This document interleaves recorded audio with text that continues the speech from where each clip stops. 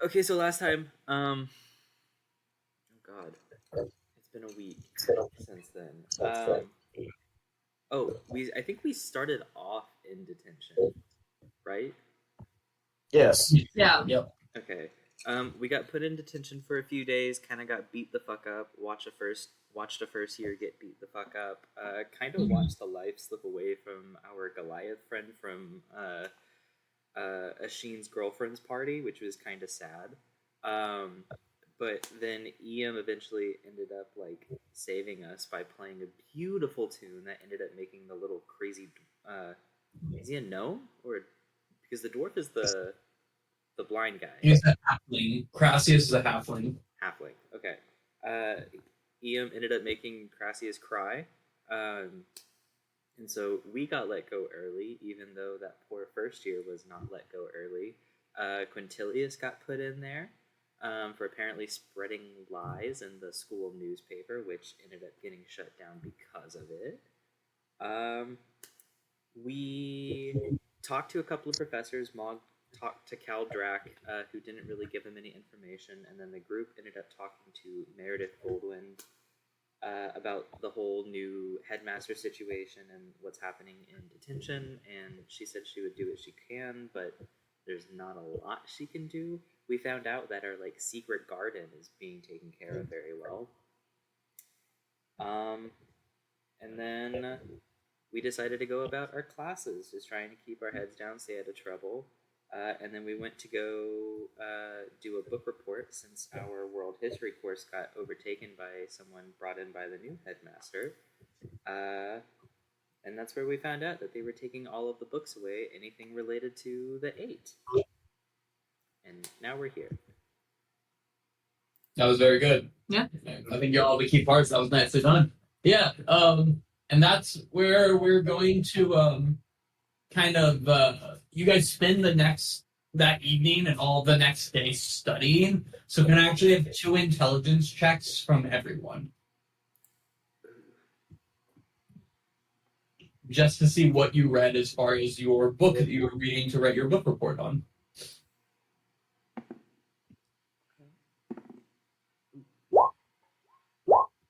Okay. Okay. Yep, Asheen, you were able to finish the Elysium by Fathom. Oh yeah, I'll put all the books in that you guys read. Yep. Cass, you also finished your book, which was the 3 Burnt Villages. Raven, I need 2 intelligence checks. Mog, you finished your book as well over the course of those 2 days, which is The Short War. Raven, nicely done. You pulled it together on day 2. You really threw in it. Thank God. And someone roll me 2 intelligence checks for Arab. And Arab has a plus something. I'm just gonna build them. This seems easier because I can pull up a sheet. So everyone, you guys finished your books, which is good over the course of those 2 days. Oh, Arab has a -1 to intelligence. That was unexpected. All right, well, he finished his book anyway. All 5. Am I missing someone? Oh, we just need no Cass is there. What about Ian? Mog. Ian did not get a book. Ian was confident he could write about his life story a little bit, his village and all. Okay. Will, at some point we need to put the books in the same vertical, horizontal. It's so much harder to copy. I have to copy them to like a separate page, transpose them, then copy. It's a bad system, and it's one that's easily fixable. So feel free to go read your books and get a little details of that. I'll give you guys like a couple minutes to read over those, and then we'll keep on rolling. But that really does consume your next 2 days. Between all your other classes and stuff, that really is what does it, but I'll let you read your books. Yeah, sorry, we're getting there. Very good. Let me, I'll knock out a couple. I'll do the group rewards if you're not already doing it. No, I'm doing the short war. Oh, wars. Oh, I guess that's what this was about. That tracks. It was a good assignment.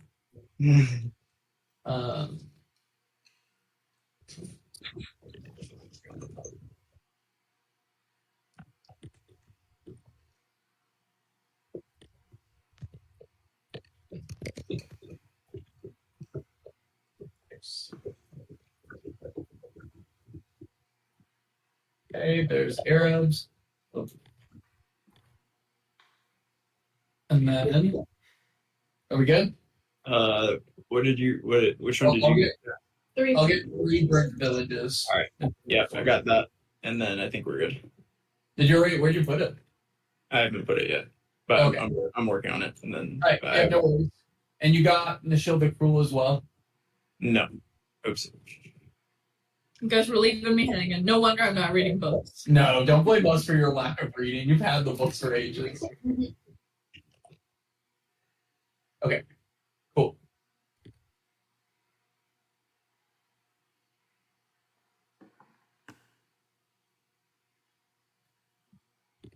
Asheen, you have like a little bit of a kind of gag reflex when one of the chapter or the second chapter's name. Yeah, no, I'm reading right now. Y'all take another like minute or two. I'll be very quickly right back. Run.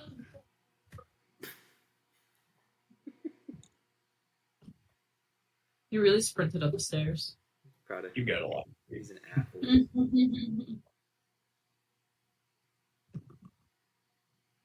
Okay.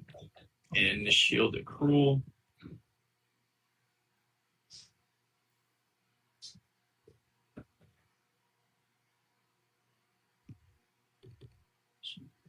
Okay. Ugh. Return. All right, everyone can see their book. Cool. All right. With that, then, as I was saying, that kind of consumes your like day and a half, like that evening and all the next day when you're not in class. But we're gonna open up on the night before you are supposed to head into class to give this report. So it's Tuesday night leaning into Wednesday. Asheen, you don't have to like sleep, right, the entire night. You only have to sleep half the night.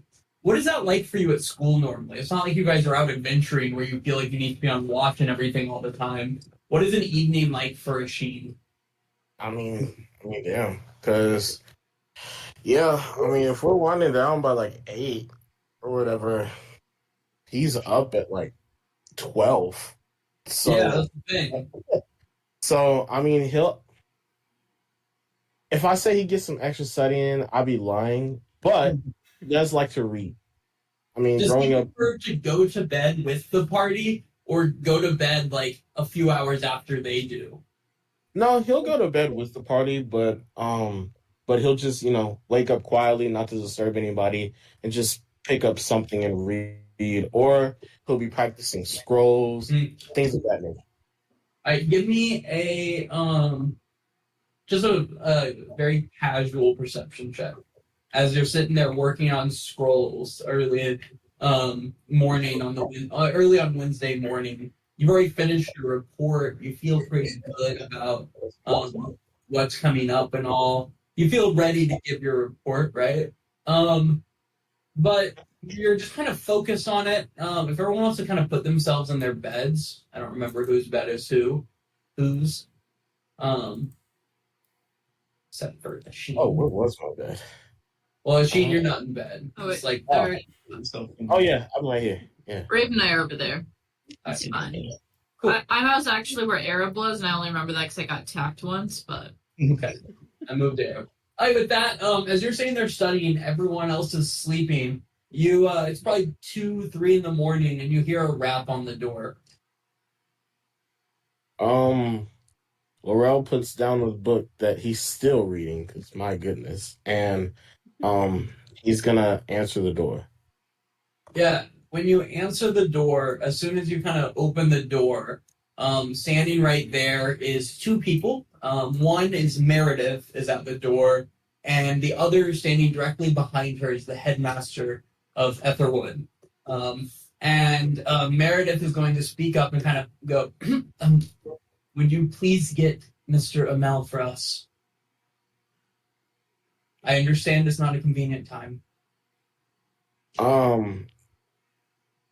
Okay. Who is that?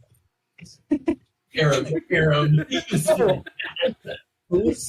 Not once have I remembered his last He name. said last names haven't come up to this point. No. We only known each other. Clearly has. Arab. And Arab will kind of groggily like pick his head up and make his way awkwardly over there, like latching on his armor as he does this. You see Little Raven over, right? Yeah, Little Raven sneaking around. You kind of Arab shoves past you, Asheen, and gets to the doorway, and Meredith hands a envelope over to Aaron, who takes a second to read for a minute, and then he turns and he looks at you, Asheen, who you're standing behind him, and his eyes are just huge, and he just goes, "I've got to go." And Hey. shoves an envelope in his pocket, and as you try to stop him, he turns and he starts hustling out the door. Quickly, Meredith follows behind him, leaving the dorm behind you. But with that 14 perception, as he shoves the envelope in his pocket, you notice something fall from the envelope. A small, very plain gold ring drops on the ground and rolls a little bit next to you. I pick it up and examine it. As you're kind of looking over, the headmaster takes a step towards you, towards like your dorm, and he kind of leans against the doorway and he says, for the time being, I would ask that you and all of your party members please keep track of the classes that you share with Arrow, so that you might fill him in when he returns. I'm going to go do the same with all his other professors to make sure when Mr. Amel comes back, it's as easy for him as possible to continue with his learning. Nothing is more important than family. And he nods to you and turns and walks away as well. Huh. All right. It's still fuck him, but I mean, that's pretty sweet. And you're left there. Raven is kind of groggily waking up, sending Little Raven around, and you're just sitting there holding a ring and a strange 2 a.m. talk as they all leave. Can I check and see if it's magic? Yeah, give me an Arcana check. See if you recognize whether this is magic of any sorts.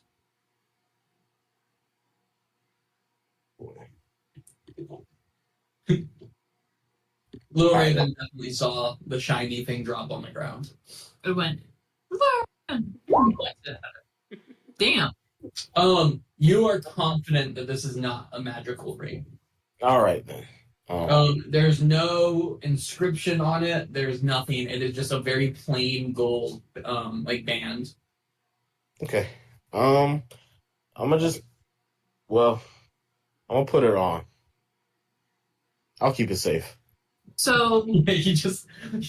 Can I have a D100, please? It explodes. Not the dopey Raven. Yeah, it doesn't even fit your pinky. It's a smidge too small for your pinky, even. Oh, okay. Well, then I'll just put it with his things. I forgot he has things, so I'll see if I can put it. Yeah, he's got a whole test next to his bed. It might be locked. I was trying to keep it safe. as you walk by him and go, Asheen, who the hell was talking? Oh, Headmaster Meredith. Apparently, Arab has to go somewhere. Apparently, his family, but I don't think he's dying. Huh? Are they dying? His family?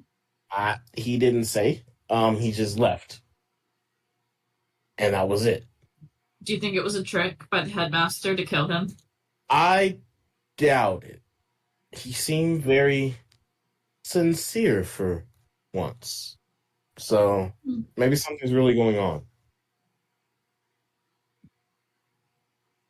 But he dropped this ring and he said to look out and take notes with class. So what I'm going to do is with my magic writing thing or whatever, I'm going to see if I can take some notes for him or something. Okay. I think it's weird, though. No, it's definitely weird, but I mean, what can we do? And I'm gonna go back to reading.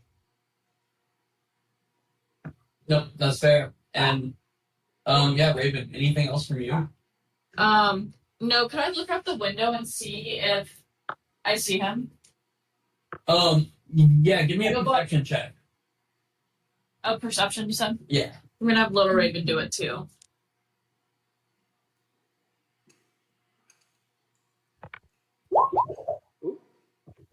Go on. You rolled really well. You see. Let me move us to the Aetherwood map so I can give you direction. You see from your dorm, which your dorm is Which one? 7 here. Okay. You see Meredith and Era disappearing off in this direction, kind of heading towards the Biblioplex area. And you see the headmaster heading. Let me make sure I tell you this right. Also that direction, but not with them. Like he's behind them noticeably. So I would know if that is one way that he could get out of the city. Is that like if he was to go see his family? Is that where the direction that he would go to? Give me an insight check or a history check to see if you would remember which direction his family is.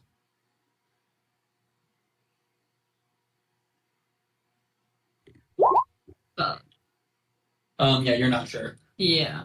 No, that's fair. Okay. Didn't even know his last name, so I'm not sure that you guys are remembering. No, you're not that close. But also, it's a very male thing to know someone's first, have a single clue what their last name is. I feel like It is. It is. but no, they're not close. Minus a D4 to your class grade, which should get you just like a grade. Oh. Okay. Thank you. Raven, you seemed eager a second ago. I did. My book was on Nashil the Cruel. Although some people call it other words. Nashil the Cruel was always taught that he was evil and that he inspired fear and was going to take over the world, by his darkness. However, I think that he was actually extremely misunderstood. My personal belief is that he was the most intelligent man that we had on this earth for thousands of years. He was extremely powerful, and people were extremely scared of him. And in order to kind of take down his power and to not listen to him, they said that he was a cruel man with evil intentions who would kill. But honestly, these are just lies. He was an extremely intelligent, inspiring leader to everyone. And I hope that one day we have someone like him again. Give me a performance check at advantage.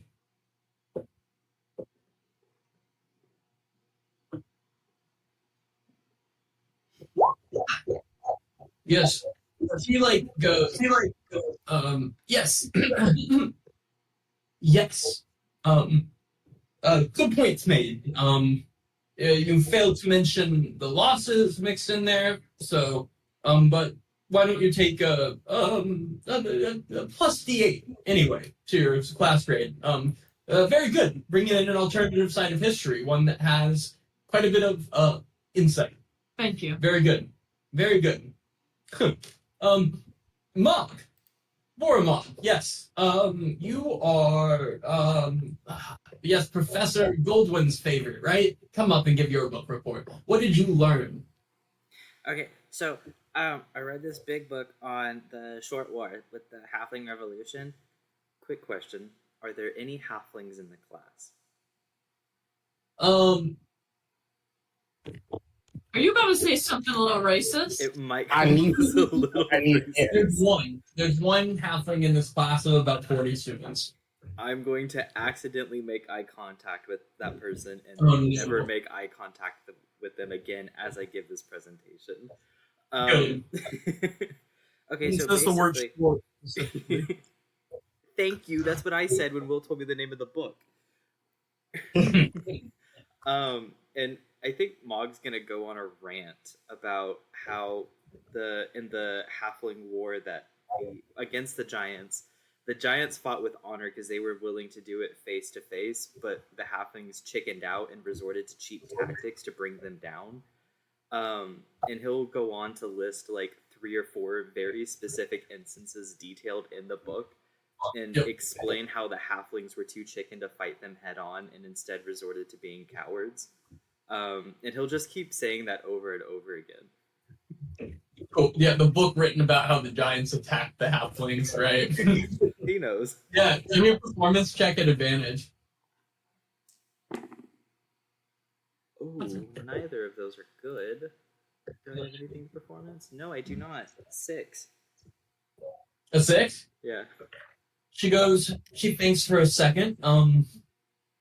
Giants are often a misunderstood people. Thank you. Yes. You make a good point there.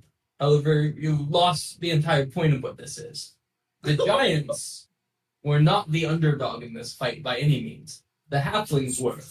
And frankly, both of them... She pauses for a second, and then she makes intentional eye contact with the Halfling. Well, I imagine when you look at the whole grand scheme of history, both could have grown up a little bit. Oh my god. And she makes a mark, and you're going to take a minus D4 to this course at the end of the semester. I'm already down a D4 and a -1. You're wrecked in world history. Y'all are not going to graduate. They're going to hold y'all back for a year. Why didn't you guys just flat out lie and make up some stuff about exactly who they wanted to hear about to get on their good side? It's not very scheming of That's what I did in undergrad. you. Not very scheming. Definitely a Raven. The rest of the class slowly gets. Oh, was that? I said that's definitely a Raven move. What Raven did there. Actually, can we give Raven an inspiration for that? Because that was good. Yeah, she read the person really well. Mog, you attempted to. You just really got to bed at the giving him the report. That's fine. He's very adamant about the Giants anyway, so it's fine. Fair. With that, everyone kind of gives their rest of their reports from the class, and then she stands up and says, very good. I just want to put out, people might think that I have a tendency to be very mean or cruel at times, and she looks straight at Cass, but I only want the best for your education, and how can you learn if you are not in class? So, Cassiopeia, on Friday, I expect you here first. 1 point off from your final grade for every student who hits here before you. Oh my god. And she nods and smiles and then starts pushing the cart with the doppelganger out the room, leaving you guys all behind. And everyone kind of like leaves until it's just the group of y'all left. I'm gonna shit on her desk someday.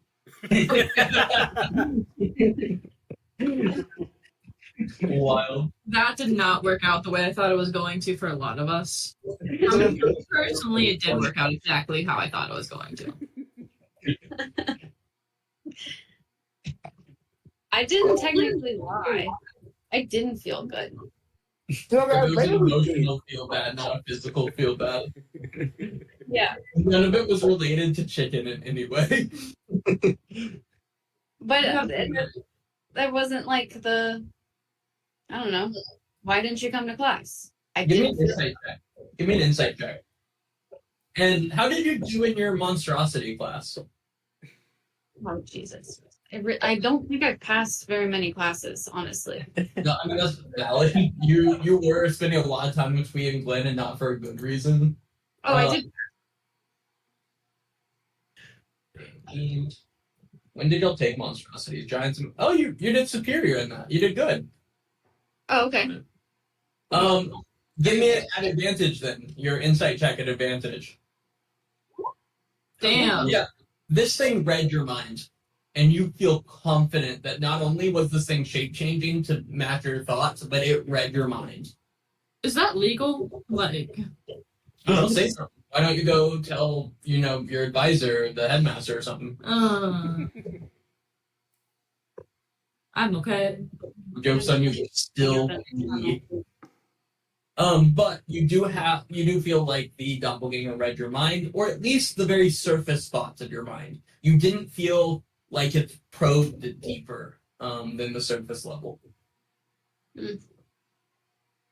Okay. With that, what do you guys want up to the rest of your day?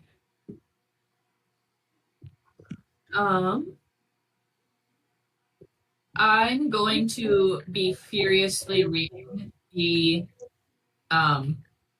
Revelation book that I stole. Okay.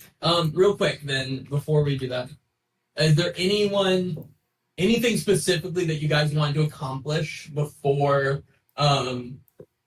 like I know your kind of next thing that you had on your schedule was that important meeting Saturday at 3 in the tunnels with Meredith. Is there anything else you wanted to do? We can flash forward to Saturday if you wanted to. Christian, that was very impressive. He didn't spill a drop. Nice. Yeah, Ian wrote a letter to. Yeah, you haven't gotten a response yet, but you did send that letter about weapons and armor. Correct. Yeah. Okay. I You want know to it hang took out. a while for me to travel though, so you're not surprised you haven't. Sorry, Cass, did you say something? I want to hang out with my mole friend Gareth. Yeah, let's do a series of downtime rolls then, and then we'll open up Saturday. I'm gonna start with Raven and then go to Cass, and we'll kind of make our way. So think about what your character is doing the rest of Wednesday, Thursday, and Friday, leading to Saturday morning. Raven, you're reading, so give me a D or an intelligence check and a D100.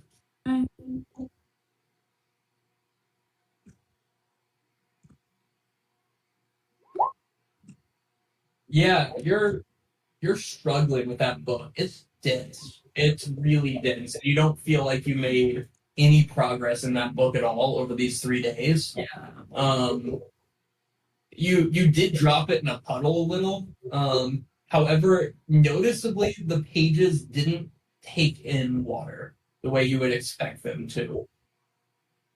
When I see that, I want to take it over to my good friend Asheen and ask him to perform is it magic spell?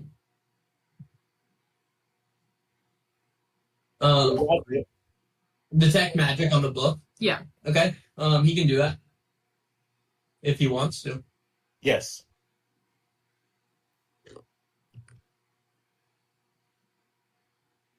And I'm definitely sharing everything I've learned so far about Nishil, which is basically that I think he's their quote-unquote cult leader, but he's dead now.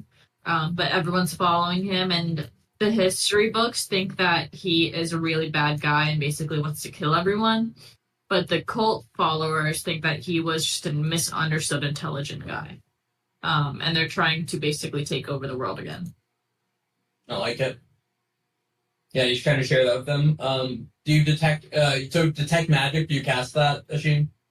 Yes, I do.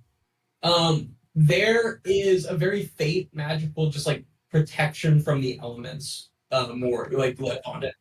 Effectively. Interesting. The book itself does not seem to be producing any magic, however, there is a general magic protection on it.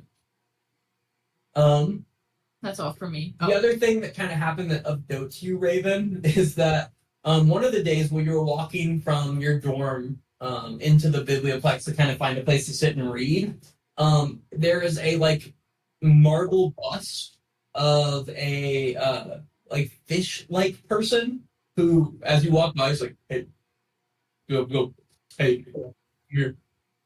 Glub, what's up? You're just casually fine with talking to a marble bust. Yeah. Just normal. Okay. He goes, I can teach you a spell if you do something for me. Deal. What's in it? What do you need? I just need my lamp back. Okay.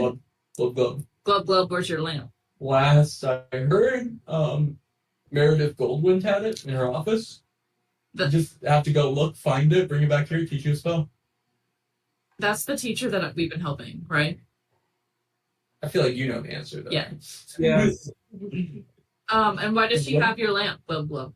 I'm not sure specifically. Last I heard, that's where it was. Can't guarantee it is there, but last I heard, Glub. So.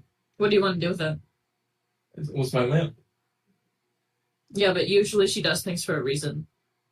Okay. Well, If you don't tell me, I'm not getting it for you. okay. Then I will teach a spell to the next person who comes by and look at my lamp. It's nice to meet you. Look. Look, look. All right. That night, I'm gonna go to Meredith's office and knock on the door. Yeah, like, how late do you go, kind of thing. Like 7 p.m. 7 p.m.? Yeah. You knock and no answer. I picked the lock to her door. Yeah, give me a sleight of hand check. You have lockpicking tools, right? Yeah, and I have Use your proficiency. Roll that one, actually. And she has inspiration. you want me to roll my thieves tools? Yep. I think so. Um,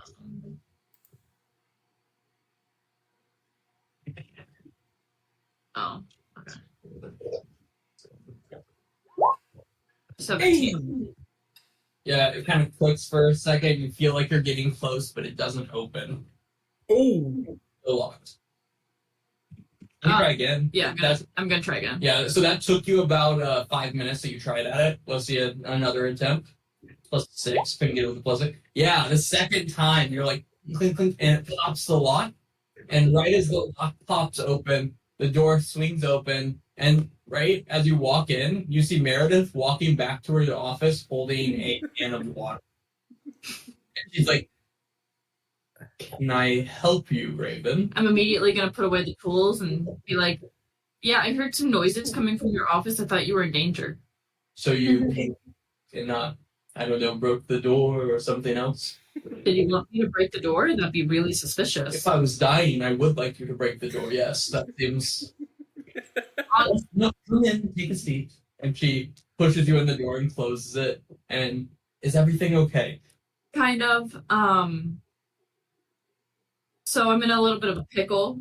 I was told to retrieve this lamp that you have in your office for a giant fish bust. Yes. Yeah. Yeah, can you tell me about that? Yeah, no, this is a common occurrence. I believe he's just bored ever since he's been in marble form. And as such, he does this at least once a semester, normally to first years. So it is at least a little bit embarrassing you fell for it. He has no ability to teach you magic or spells or anything. I have no lamp of his either. You can look around. The only lamp I have I used to write, and it is in no way a genie's lamp. So, Okay. Thank you. By the way, you should get a better lock. And what do you mean I should get? I'm gonna walk out. Wait, before you head out, I do have a question. Yeah. Are you guys doing okay? I know when we spoke last, things weren't great. We've stayed out of detention. But Arab is gone, and we don't know where he went. Yes, Mr. Amel will be back. Don't worry too much, and I'm sure he'd be more than happy to fill you in when he does. He's all right though. Don't worry too much about him. Okay. Other than that, I think we're fine. Cass is on the bad side of that history professor, though, but she'll be fine.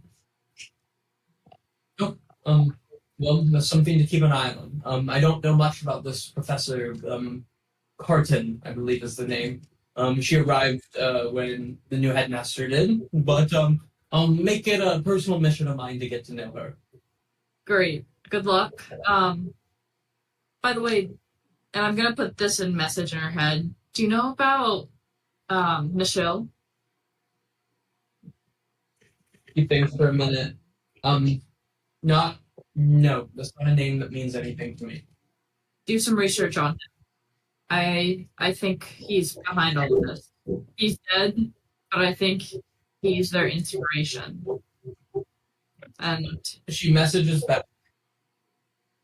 I'm not sure I understand, but I'll do my best to take a look. thank you. And I'm going to head out and go to the fish guy and bring out my personal lantern and give it to him.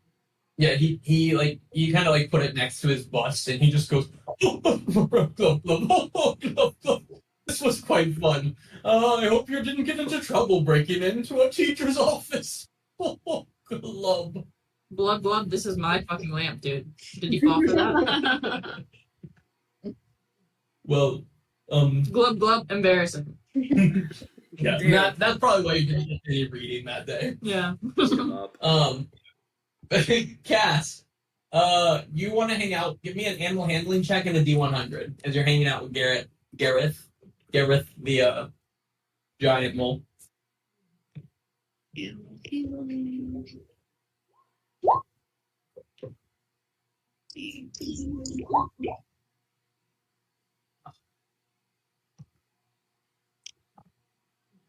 Okay. You take another success for you and Garrett bonding, or take a success for you and Garrett bonding. You're feeling like really locked in. Now that's 2 kind of weeks in a row where you've had really good impressions from him.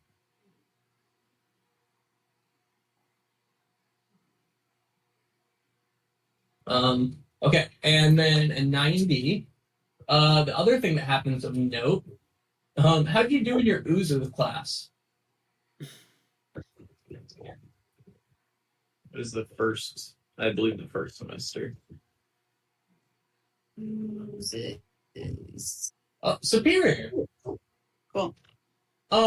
Yeah, you are hanging out with Garrett actually at the tanks, and all of a sudden a big, disgusting green ooze starts seeping through the cracks of the bestiary, and you end up spending your afternoon helping Tweak Glenn corral it. And in return, they offer you an extra D10 for your current beast course or monster course at the end of the semester. It's a good deal. Jesus. Cool.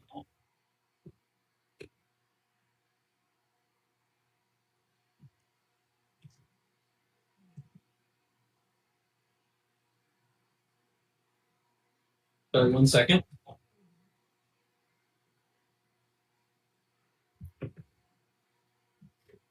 All right. Asheen, what have you been up to over the last few days?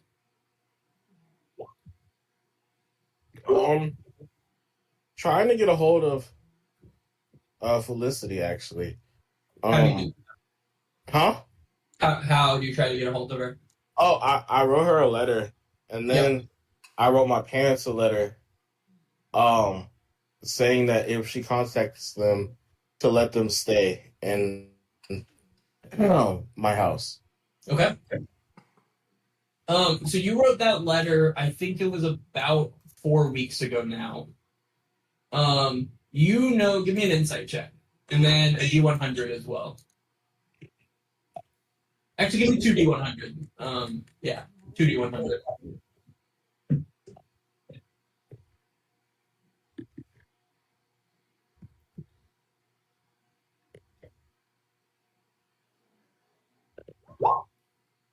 Okay. You're at the point now where you feel like a letter should be coming back any day from Felicity, the one you sent. You know it's going to take a couple weeks to get it to her. She's all the way in Gideon. You think not Gideon, Eberron. You think it's going to take a couple weeks to get back and everything. Travel's not quick. They're just now in the last couple of years have started using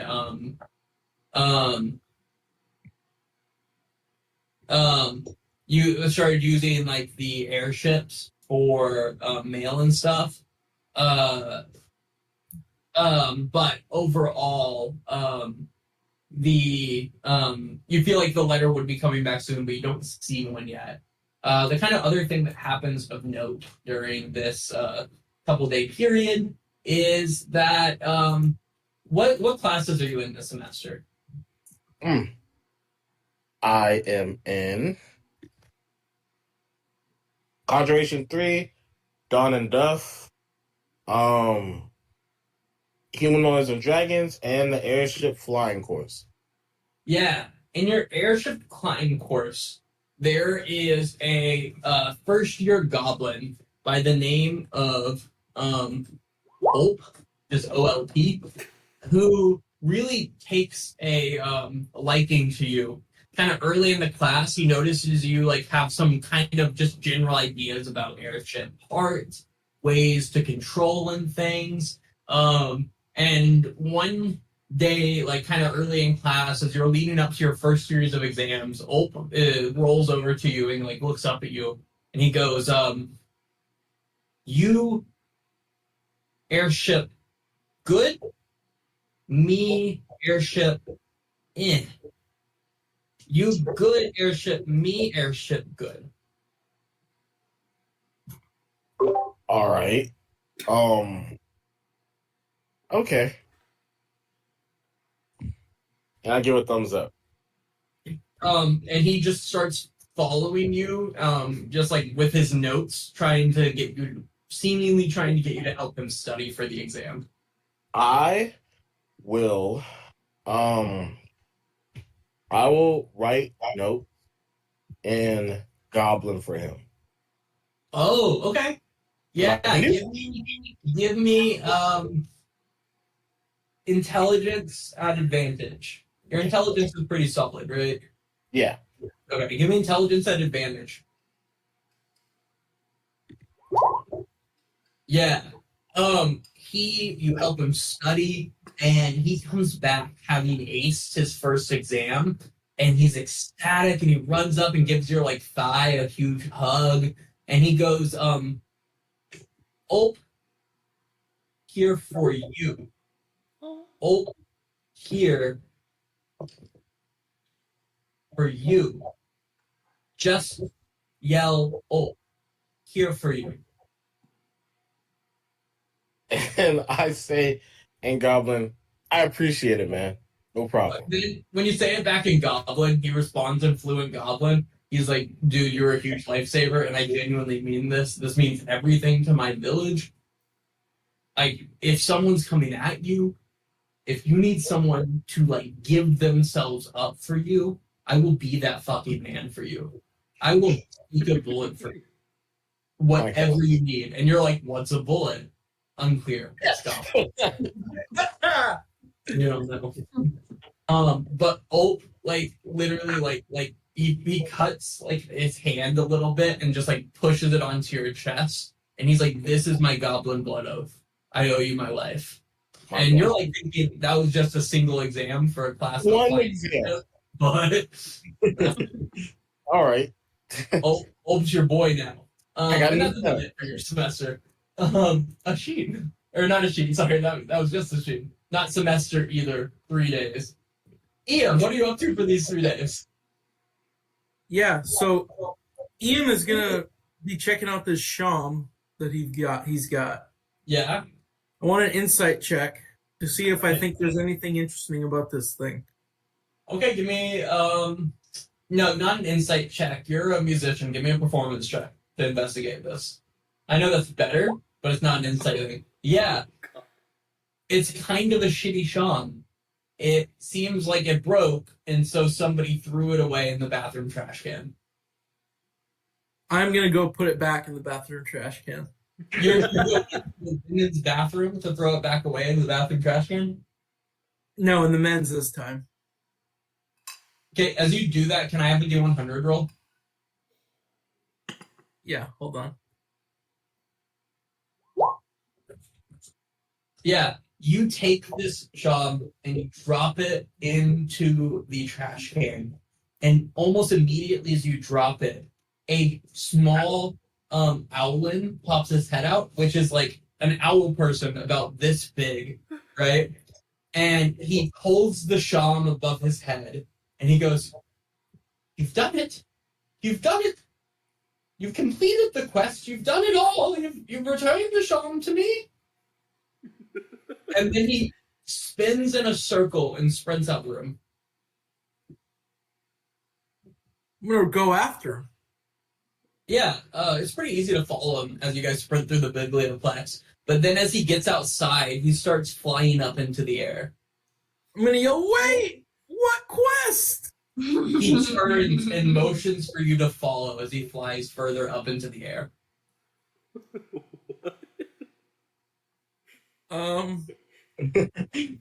Yeah, there's really nothing I can do here. And as the last thing we hear as he goes away is beautiful sham music away in the wind. Okay, I'm gonna go back to the bathroom and see if there's anything in his trash can. Yeah, you get in there and there's just like a shit ton of half-eaten trash. Okay.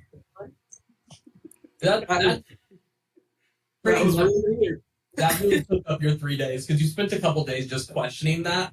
And give me an insight check.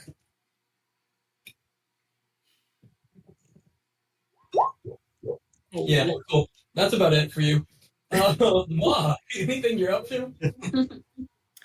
I think he's gonna try and send a letter home, but Okay. he wants to send back a little something, and so he might go to the forge for like a couple hours and make another one of his little like metal nameplate things that he just hands to people sometimes, and then he'll probably go to Meredith and ask her a couple questions. What do you say in your letter? Anything specific, or just generally telling him about what's going on? Well, first of all, he wants to ask them about Mook and how Mook's doing. If About you know, Mook, right? Mook, Oh, Mook. he wants to see if Mook is okay, if things have like gotten worse, what they've done with Mook, um, stuff like that, and he wants to apologize for being bad about sending letters home. It's been busy. He hopes Aneth is helping them, and he hopes that the family is doing well and traveling safely, making the money they need, getting the resources required, that kind of stuff. Nice. I like it. Um, And then yeah, besides that, you head to Meredith. So you send that letter out. well, I want to go. I want to go ask Meredith if she wants me to put anything in the letter to Aneth. Yes, you could tell Annette from me that I am still waiting for her to return the locket, and it's something I will wait for until one of us has passed. Auntie Meredith said that you have a locket that she wants and that she loves you. My locket. It is my locket that she has. Make sure that She says it's it hers. is clear that she knows that this isn't important. I'm so sorry. Yes, very good.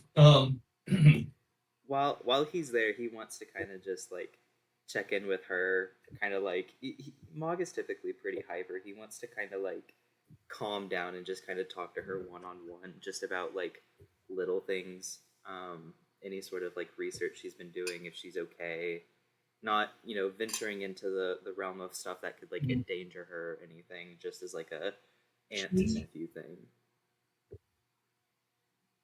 She effectively just tells you that she's been busy. The headmaster has assigned her more courses than she's ever taught in one semester before, and seemingly more courses than anyone else has ever taught in a semester before, or anyone else is teaching. So she's literally just going from classroom to classroom, and all her time is kept up with grading. And she says, I actually have a meeting with the headmaster every 2 weeks as a sort of performance check to see if I'm keeping up with what he expects of me as a professor who's been here for 33 years at this conservatory, but things are fine. Like I said, it's always growing pains with a new professor. Gold growth has been surprisingly kind with many things. When word came to your, it's not my place, but Mr. Mel needed to leave for a time, and he was more than willing to let him go. He has said he's going out of his way to make sure his classes are taken care of. He surprised me with that. I think things are improving. Speaking of Arab, do you know? Are you allowed to share what that's about? Do you know? It's personal things in his life. I don't know details. I just know he needed to return home for a time. He himself should be completely safe. There was nothing to do with any of the problems that have been occurring that were seemingly mentioned. So there's no reason to stress about Arab. If anything, just keep your studies up, because in doing so, you'll be studying well for him as well. Okay. Well, do you need anything? I know it's really stressful. Do you need like tea? I'm sure Cass is really good at like finding herbs and stuff, I can help with that. We can make you like a nice tea. Raven can probably steal some She- from someone if you need. No. Don't steal anything from anyone. She laughs and says, there's actually your weird friend who broke into my room the other night. Makes a just delightful mocha at the grindhouse, and I would kill for a cup. Okay, I can go grab that real quick. I think she's working now. Yeah, that's genuinely the only thing I could think of, as I have more grading to do at the time being. Yeah, Mog will hop off the chair and immediately sprint to the grindhouse, beg on his hands and knees for a free cup of mocha from Raven.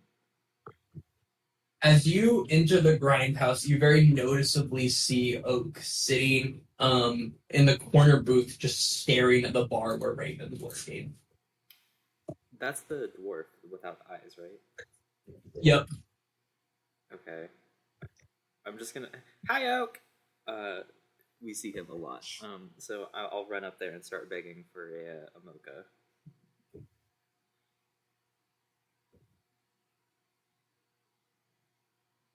That's you, Raven.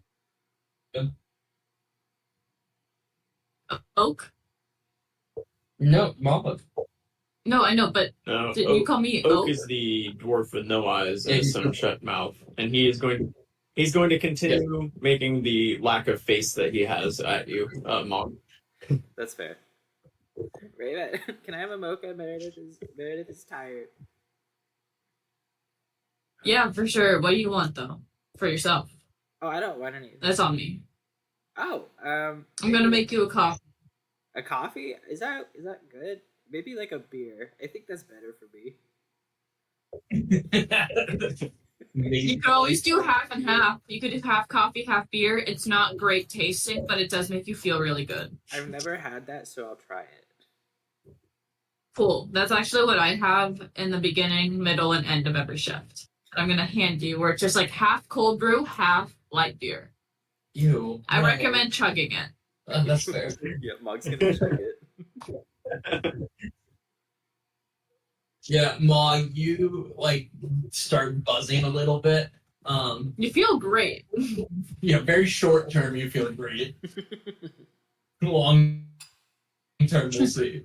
But yeah, you just kind of head back after that to Meredith. Yeah, I'll Is that right? quietly like slip in, place it on her desk, whisper goodbye, and I'll just head out to leave her to her stuff. So as you're passing actually past the stadium, it's kind of getting later in the day, and you see Crassius whistling and rolling keys on his finger, walking towards you. I'm gonna side eye him and just keep walking.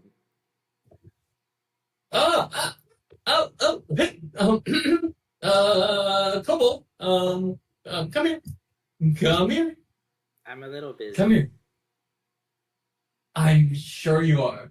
But come here. And he keeps walking closer to you. You know, but hey, girl, sorry. Oh, you got her excited. And he's gonna walk up and goes, 2 cups. You don't need 2 cups, right? And he takes the mocha out of your hand and starts trying to take the mocha out of your hand. I'm just gonna hold it back and give him the half beer, half coffee. No, that one. Whatever you have in your hand there. That No. seems good to me. So let me have it. You don't need 2. Well, this one's not for me. This is for a friend of mine. You don't get this one. You can have this one. I don't really want it. I was just being nice to my friend. Yeah. I don't care. I want that one. Well, you don't get this one. Sorry. Beat his ass. He looks to you and smiles really big. He says, give me whatever it is you have. No. And he takes a step forwards and grabs at it. I'm gonna grow big and just hold it up. No. He's a halfling too, so it's just cruel. As you do that, you feel the very tiniest bit of the tip of a sword touch your gut slightly. Oh shit. And he goes, drop it. Okay. Spit on him. I'm gonna turn it over and spill the mocha on his head. There you go. Just on him. Yeah. I like it. Oops. He Sorry. give me a performance check at advantage. We're using a lot of performance today, but you guys are being characters, so Honestly, we're in a mood. Oh, I that's a love nat it. 20 No. on my quartz Yeah. die.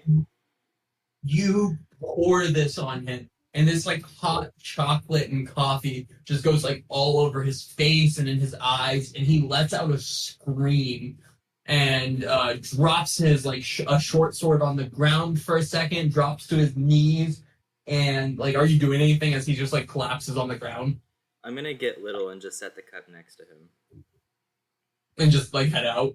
No, I'm just gonna sit there and see what he does. Yeah, you could put the cup next to him. He takes it, he throws it across the room or like the ground as he stands up, and he points a sword. He takes a sword and he starts walking at you really aggressively. But at this moment, you see Jessup start walking up very quickly. Jessup's and the Jessup- the elf with the fangs, right? Correct. Yeah. And Jessup, you walk up and see him like holding a sword and walking aggressively, burnt faced at Mog. What's going on here? Oh, he This wanted little my coffee. And you didn't give it to him? I did. It's right there. Ah, I'm I gonna see. point. I'm gonna point at Crassius. Yeah, Grassy like covered in it. Crassius, my friend, this might be something that a little bit of detention might be able to deal with. I think you might be better suited in the arena with our friend here. Okay. That does seem like a good idea. Why don't you come join me in detention first thing Monday? Okay.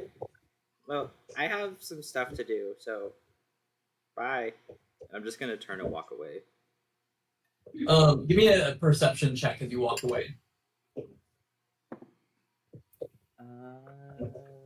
17 plus 5, 22. You hear Crassius say, "I cannot wait until we get to gut them," as you walk away. No. I love it. Or at least you feel like you did. Who knows for sure? I'm going back to the grindhouse to ask for another mocha. And then I'll pay for this one, and then I will take a different route to the Sanctum Theologica. Valid. We'll make him a different one. Be like, don't spill this one. Sorry. Meredith is super happy and thanks you. She says, Mog, can I, if anything ever happens, just remember your studies, okay? That's the only thing that's important anymore. Okay, I'm doing okay. I don't know if I'll do well in world history, though. I don't think the teacher likes me very much, and she didn't like that I stuck up for the Giants in the Halfling War. Yeah. Okay. And she pats you on the head and takes a big swig of the coffee. You see it kind of revive her for a second. She straightens her hair and goes back to grading just a stack of papers in front of her. And that kind of leads you guys to going back. And that's really the events of this like week leading up to it. And I think let's take a quick 5 and then we'll open up in this Saturday around noon, a few hours. So you're supposed to meet Meredith in the tunnels, and Brendan will take over when we come back. Okay. Woo! Doo-doo.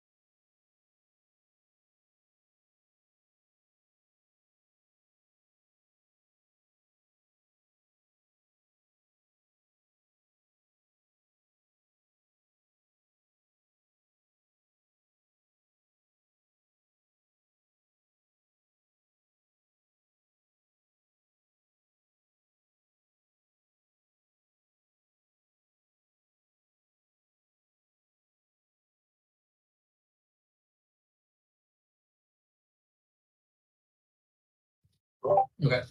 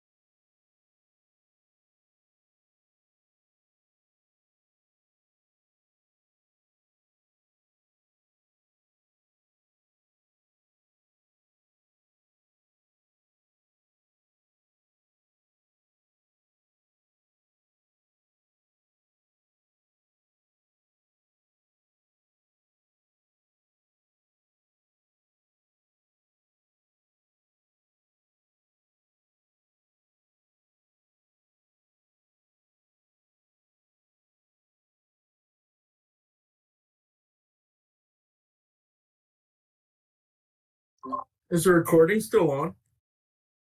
Probably. You got something to say secretly? Yeah, I do. Whatever he wants to say is just inappropriate. It's not a secret. It is. Cool. Yeah, that's good. You guys need to get under control. Mhm. All right. Are we ready? Yes. All right. You all awaken on the morning of Saturday, leading up to your meeting with Meredith. Is there anything that you guys wanted to do before you head into the tunnels to meet with Meredith? This is Saturday, right? Yes. Okay, No so classes. no detention. Not detention yet. Okay, cool. Can I try to read my Revelation book again? You can. Yeah. Motherfucker. For some reason I scrolled all the way up. Yeah, you get like a little bit. I'll put in what she read. Okay.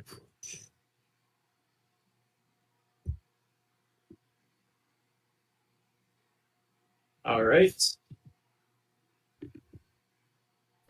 Anything else from the rest of you before you head that way?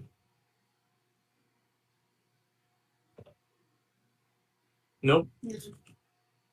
All right. All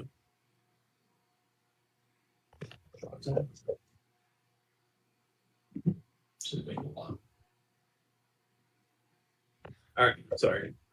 You make your way up to the lake in the northern part of the map, where Cass knows where there's a tunnel. One inside. Is anyone watching us? Following us? Are you trying to move sneakily, or are you just walking confidently? I don't think we need to sneak. Do You we? gotta act like you've been there A little before. bit. Let's just walk. Okay. Yeah. I'm not like yelling or anything. But you can give me a perception check to see if anybody is following you.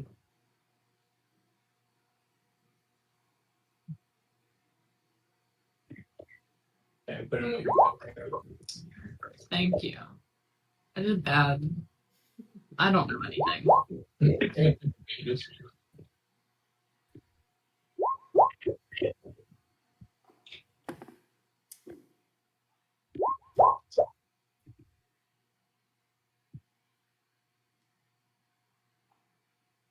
Anyone sense anything?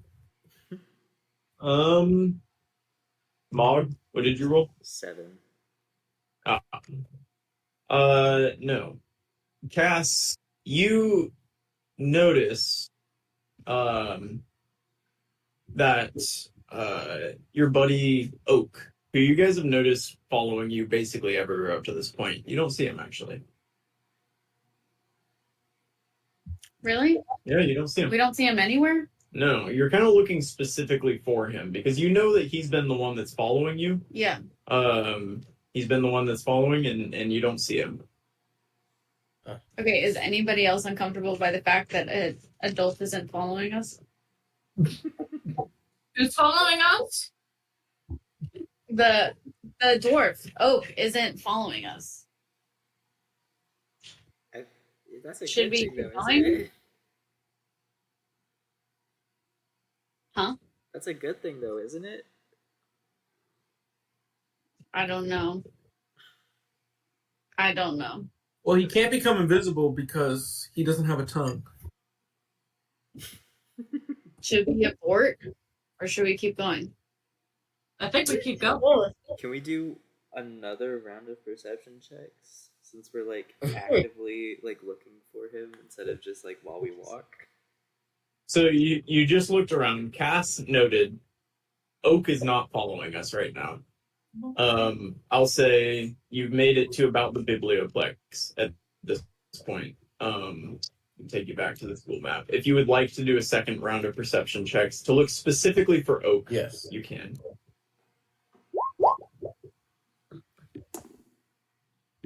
Ooh, 24. Okay. 24. You guys are on. Jesus. I have a 5 to perception and I rolled a 19. There's a Yeah, freaking fly. Yeah, with that, you are very confident nobody's following you. You see a handful of students moving about. It's just kind of normal Saturday activities. It's a nice day out. People are out hanging out in the lawns. Some people studying, some people throwing ball around. But it's pretty much a normal day, and nobody seems to be following you. Where's the biblioplex? The middle of the map. Oh, that one. Sorry. That one is awesome. Sorry. I like to imagine campus like Military Walk and Academic Plaza at A&M. Oh yeah, this is definitely Military Walk here to and from the Sanctum Theologica. Yeah, for sure. Where's the tunnel entry?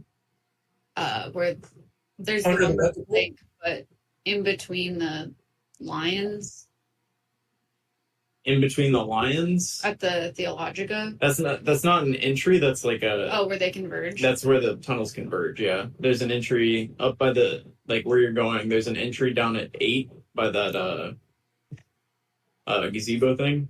Gotcha. There's one under the armory at 12. One somewhere in the woods, the Forbidden Forest, whatever it's called, Gotcha.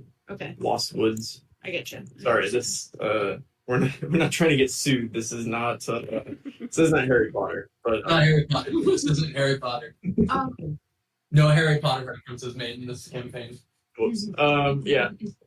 But anyway, you notice that Oak is not following you. Are you going to continue to the tunnel? Yeah, we have to. All right. Yeah. So at 3 p.m., you arrive at the cave, the beach cave. Oh, shit. And Cass will show you the entrance, which is pretty well obscured by moss and other rocks, and you can make your way into the cave. A short distance in, you see Meredith patiently waiting, and she seems to be kind of looking at the lines on her hands and deep in thought as you approach.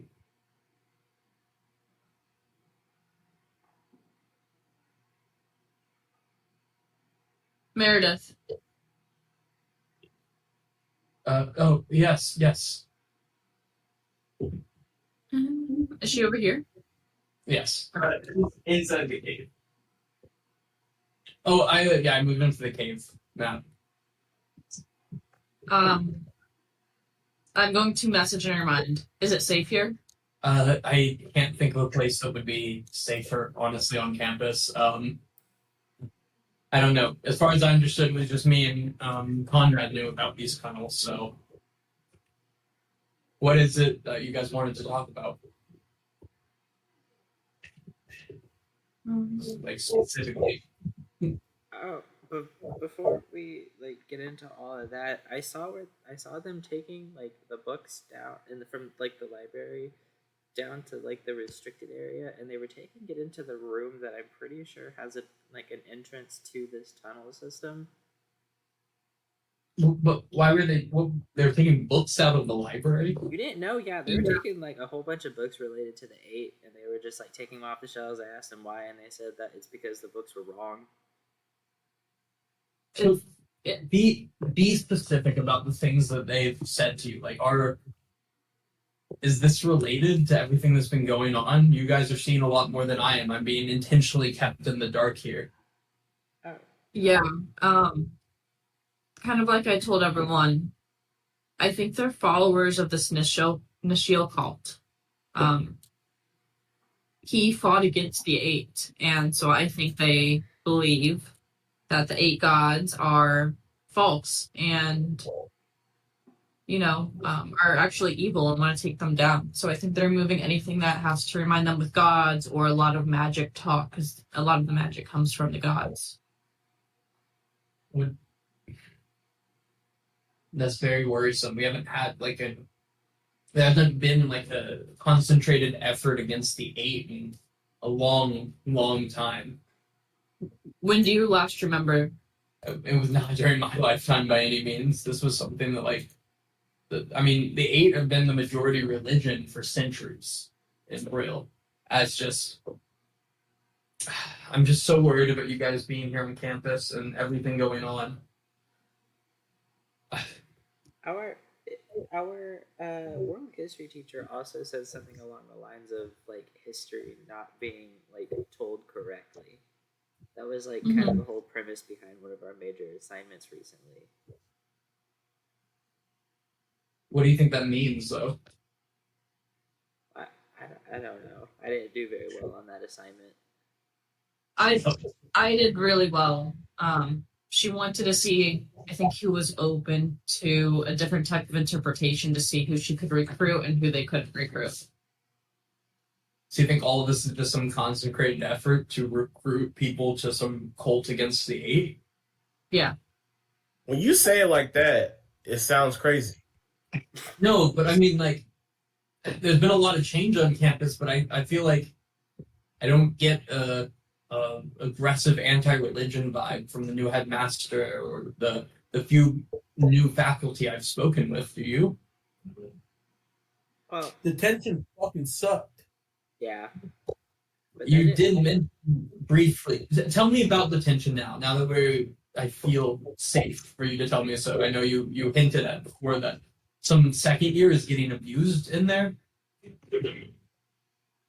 They're having us completely destroy the stadium by hand with no magic involved, and they're using us when we're in there, physically hurting us, saying some real mean things as well. But a lot of physical pain and torture and really long hours with no food, and if we do get food, it's run. And we're always punished for everything, even if we do it correctly. Oh, also, I have detention on Monday. And whenever I got detention, I think I overheard the little halfling guy say something about he can't wait to gut us. Can't wait to gut you.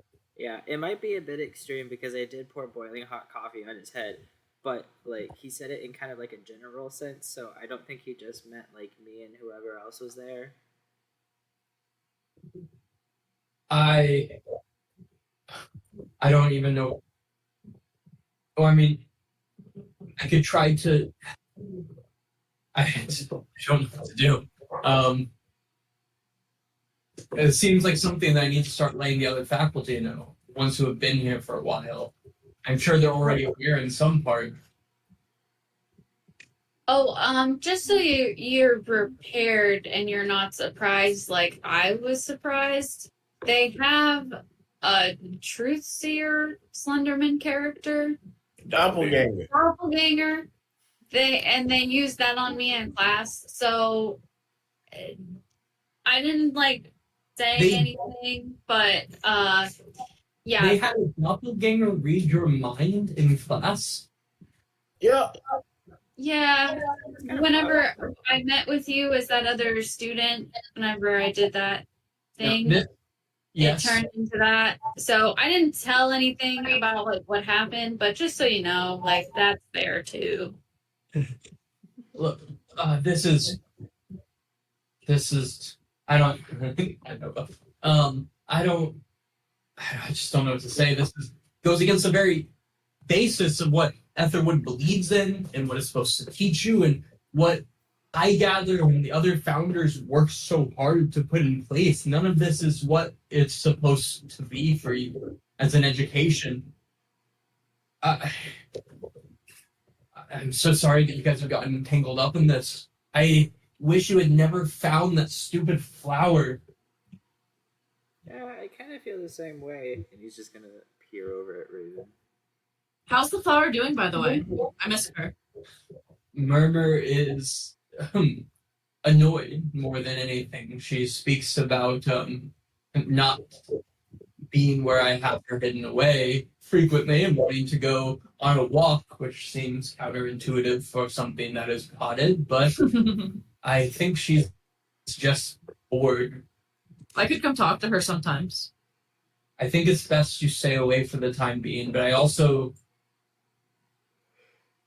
Only 2 people in this entire world know where Murmur is at this time. And it's me and Headmaster Highgather. And from rumors I've heard, his indefinite leave seems to be being pushed for to be some type of detainment by the Senate in some way. So, look, in the Temple to Tamora, I've hidden a door. You can't see the door without knowing that it's there. There's a door there with a lock that you have to open to get to her. I'm the only one that can pass through the lock freely. Anyone else tries to, and it's going to be quite the journey. I think if it comes down to it and anything happens to me or to Highgather, I think it's important that you guys know where she is. How do I get in without you? I have knock. Knock will get you part of the way. However, I think it's best that just anything you've learned in school is all you need to know. The things we've taught you at Aetherwood to this point are the exact things you need to know to get through that lock. There's a series of tests that go along with it. I've made it related to education here so that nobody who is outside of the school in any way would be able to access it. Okay. This lock keeps people out that are just trying to get in, However, if somebody decided to destroy the entire building, they could still get to her. So It does seem like it would be easier if you just told me how to get in now and I wrote it down or just like memorized it than figuring it out all later. she thinks for a long time. And give me a persuasion check. Yes. It is.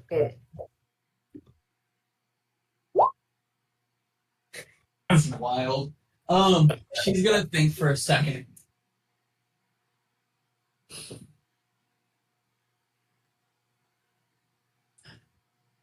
You'll need 2 things to get inside the lock. I get out my quill and a piece of paper. Assuming the very first thing you're gonna need is somebody with an intricate knowledge of the 8.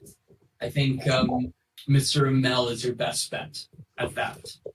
He has taken his studies quite seriously over the last few years, and there is quite a bit of religious knowledge that goes into it. I can't tell you a lot of details because I have it. It's very high level magic that's put on this. It's an adaptive magic that adapts to the people who are trying to open the lock. However, the knowledge is always related to what you would have been able to learn here at school. So the other thing you need to know is hopefully all of you have succeeded in Twee England's classes. Because your intricate knowledge of the creatures and the monsters they taught you about is a necessity to survive while you're inside the lock. Thank you. I appreciate that. With that, where's Arab? Arab had to go home for a time. It has to do with someone very important to him. It has to do with family. I'm sure he's brought it up to you before. Like his mom? We No, don't know his last name. it's his fiance's mom. Wait, he has a fiance? I don't think this is something he shared with us. I would have remembered. Fiance. This is the extent of my knowledge. I was only given the information from the courier. I don't know what to tell you. Well, tell him he's getting his ass whipped when we see him next. Take it easy on her when he comes back. I don't think she's doing well. Oh. Well, half-ass. And Meredith chuckles and goes, "So, what do we do here? I mean, I can try to get the faculty to work together and try to, push them out, but like with anything in Nairn, being the good democracy that it is, everything is under control of the government here. And our school reports directly to the Senate, and our headmaster is high up in that Senate. Yes, Mr. Starleaf Portalheart. On a scale from 1 to 10, how strong is he? Just out of curiosity. Could he take, I don't know, 10 people at a time? 10 faculty members? Are you asking? She ponders for a second and she says, I don't think there's anyone alive that could take 10 faculty members of the Aetherwood Conservatory. We're beyond experts in our field. So, I hear you. I'm saying, Laws. if you all think it's the right choice, I'll talk to the faculty about getting together. But doesn't that put y'all in danger if y'all are trying to keep secrets? And that little That's true. weird little Very true. dwarf guy seems to be everywhere, except here for some reason. Dwarf guy. The one without eyes. Oh, I'm not sure I know who you're talking about, unfortunately. What? Wait, what? No. I think he follows us around. There's a man who's been following you around directly. Yeah, it was specifically Yeah. Raven and Cass. Yeah. There's something going on here, something far beyond some feud with the Eight, and I have to believe it's related to everything that's been going on to you. Also, what are the odds that the lock you chose is directly related to the Eight when they hate the Eight? I'm a historian of the Eight. She made the law. Damn. This is my law. No, that's fair. I actually designed it based off my knowledge and the knowledge I gained here in school. Wow. So pretty hot. So, what made the Senate pick this guy for headmaster? Yes. So I was actually there when they went through the vote for it. The majority and the minority party each proposed a candidate, and he was pushed by the majority party. He's actually one of the longest tenured Senate members. He is remarkably youthful for the 40 years he's spent on the Senate. And his willingness to go was the main factor for it. It was hard to get two people willing to head here. Some place that seems ground zero for the monster attacks that's been going on for a while. He volunteered, and the only one pushing against him was a fellow from way down south, Nairn. He had a small contingency, and he was pushing a very he wanted to lead exactly how Highgather had been leading, and that he felt it was wrong to push Conrad out in the first place. But he was largely outvoted. Zada has a very strong influence on the Senate, as I'm sure you can imagine, just from the heavy amount of the population that votes there. As such, more than 50% of the Senate is just made up of representatives from Zada, and Goldgrove is high up in the wealthy there in Zada. Mr. Starleaf, I'm sure your family has spoken about the Goldgroves before. They're one of the few people who have wealth that I think could match yours. Yes. Very familiar. They're a very old family in Nairn. They've been working for a long time to put together wealth. I think they report mostly lumber businesses, but further than that, it's unclear. They were wealthy when they first arrived in Zada. Was Goldgrove in Zada whenever we all went to that? Like we were supposed to be a part of that Senate meeting. Yes, definitely. He sits on the Senate. They call it panel for attacks now, but it used to be just the defense mission or panel. Y'all remember how we got like attacked by assassins, and then like the hospital had that whole thing go on after we started trying to like mess with the black smoke? Yeah, I do. Of course. Do y'all think that's related? Because this guy gives me creep vibes. But the thing I don't understand is that the people that tried to assassinate us had like a letter on them. Do we still have that letter?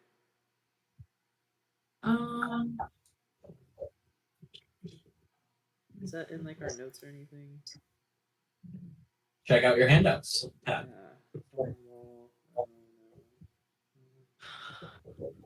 Oh gosh, I don't think we have it. Oh no.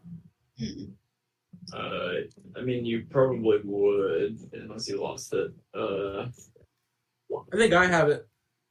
Journal, ledger. What was it called?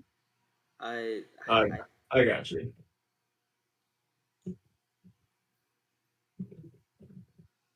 Oh wait, maybe I got you.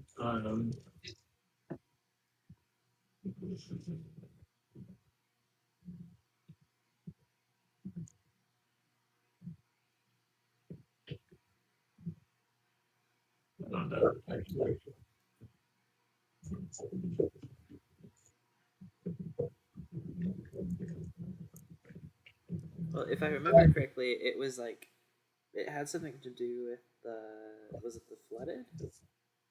Is that it? Yeah, the flooded. It had something to do with the flooded. Is that cult? What the one that Raven's been reading about? Is that connected to that whole incident in any way, shape, or form? Flooding. Ray, you share with them the book.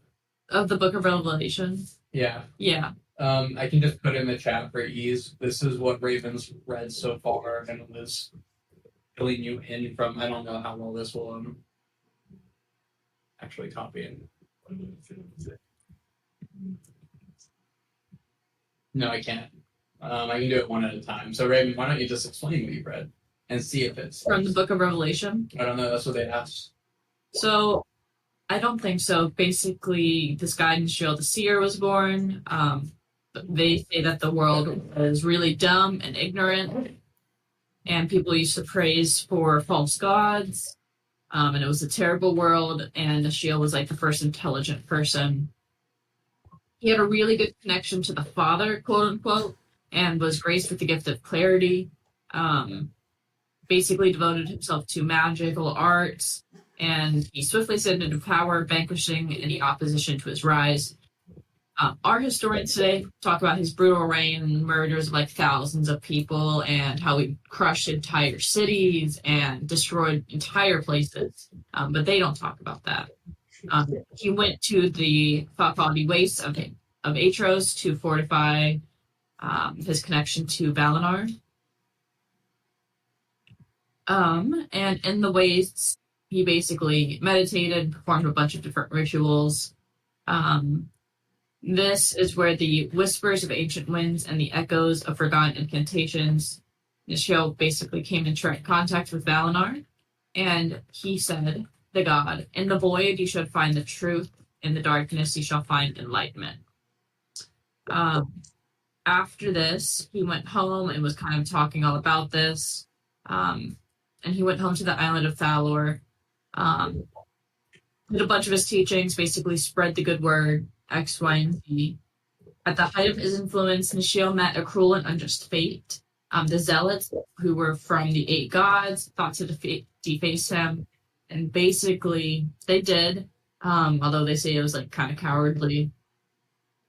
And Nishiel, as a punishment for killing him, said, in the name of Valinor, I cast you into the abyss, where your souls shall suffer eternally. And that's where I'm at. Yep. Well, the flooded book that we got a while ago that was written in Draconic, that Mog had to eventually decipher, mentions a darkened one being cast into an abyss.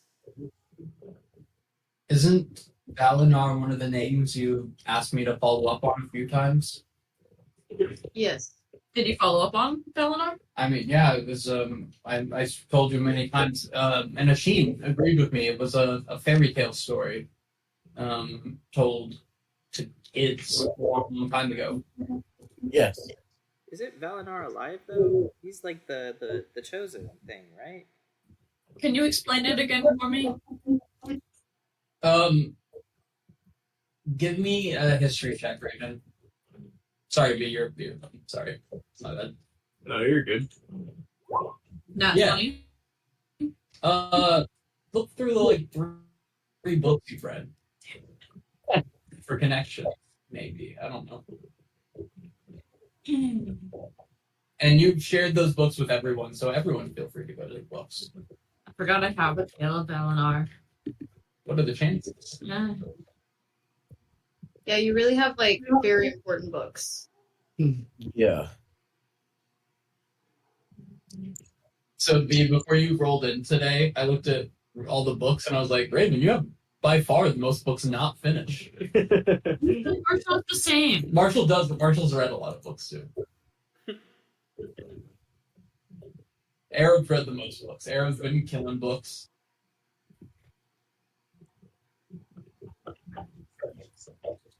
And I think during this time, effectively, Meredith takes a look at the books that you're handing over and things like that as well, to get an idea of the things you're talking about.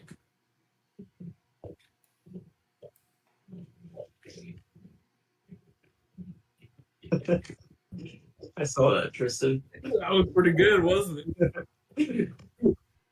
He blew a bubble and surprised himself with how big it was, and then it smacked him in the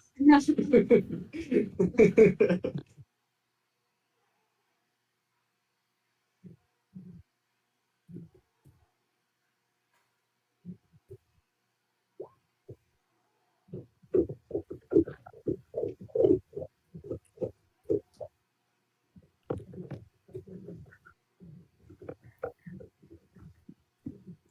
pretty sure. You're not even an insight check, Raven. You've read less than a quarter or less than a fifth of the book. Like it's a thick. The revelation is very, very thick, Okay. and you're just like you're partway through the first what is called Chronicle 1.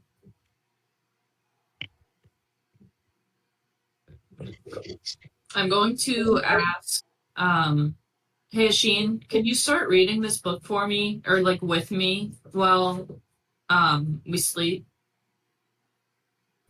What book? The Revelation. It's like a really big book. All right, I can do that. Okay, so I think the Flooded and the Coals of Nishil are connected because the Flooded book mentions a darkened one that was eventually cast down into a chasm, and in the little bit of revelations that we have, it talks about Nishil hearing the whispers of a dark deity imprisoned in the depths of a great chasm. So I think the Cult of Nishil is the followers of the dark deity that the Eight put into the chasm. Which would explain why they're taking all of the books of the Eight away, since the Eight were the ones to imprison the Darkened One, which is kind of like the patron of the Cult of Nishil.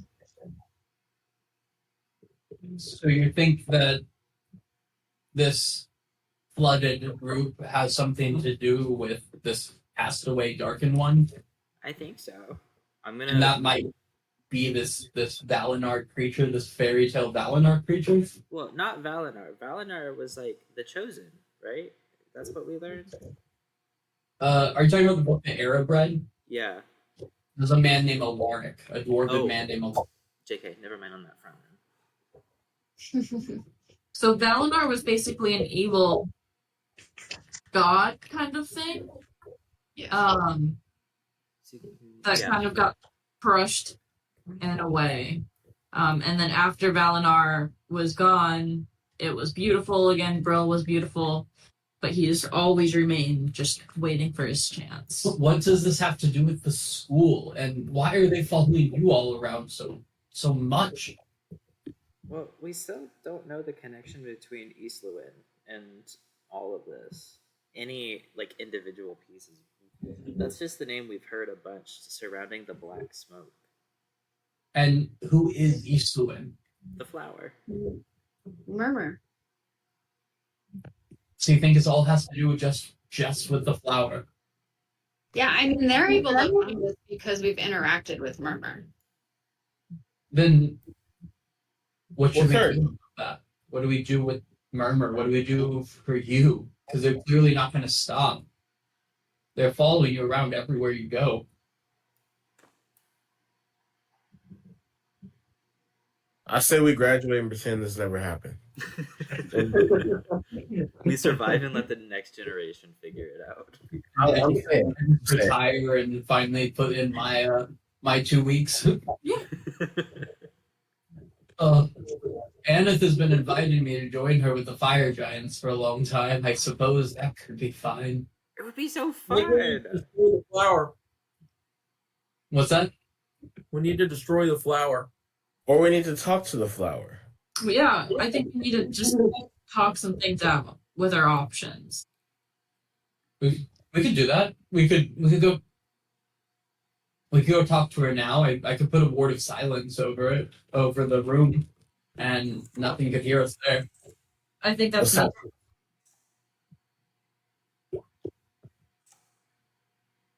Okay, then. Why do we have to meet in these tunnels? So we're not being followed or heard. Yeah, but if she's going to cast a void of silence.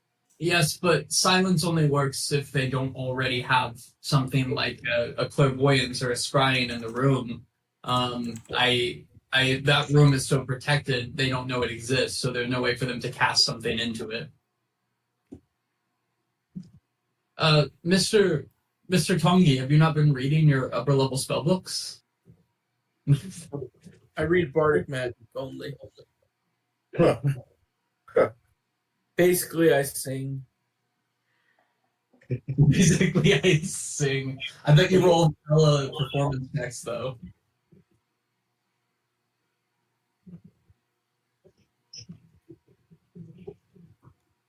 Okay, then I guess to the Temple of Tamora. Why don't, after we exit these tunnels, I walk with a small group of you and the rest of you kind of loop around. Okay. Okay. Yeah. And with that, she'll lead you kind of back out in the... Yeah, you start heading out of the tunnels, and as you reach the mouth of the tunnel, you hear voices. We should not leave the tunnel then. We're not like we haven't left the tunnel. We're still in the tunnel when we hear the voices.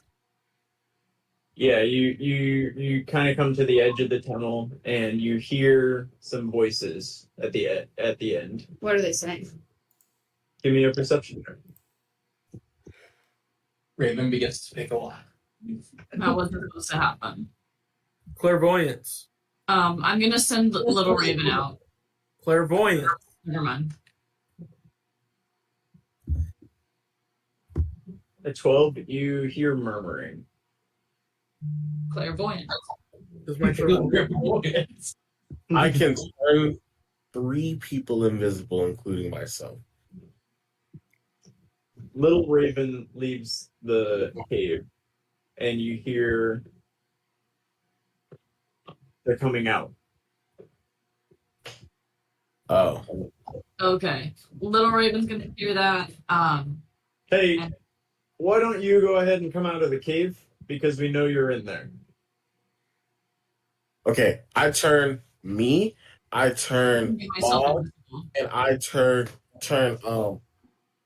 Cass invisible. Is that Alright. everyone? Cass, Asheen, and Bog are invisible. I'm So- also invisible. Did the Alright, voice so everyone sound except like for Lil Raven, Lil Uzi, Ayla, and Meredith are invisible? Or, Bud. Oh, yeah, I did sorry. my best. I've spent a 4th level, so I did my best. Wild. Respect. did the voice sound like Jessup?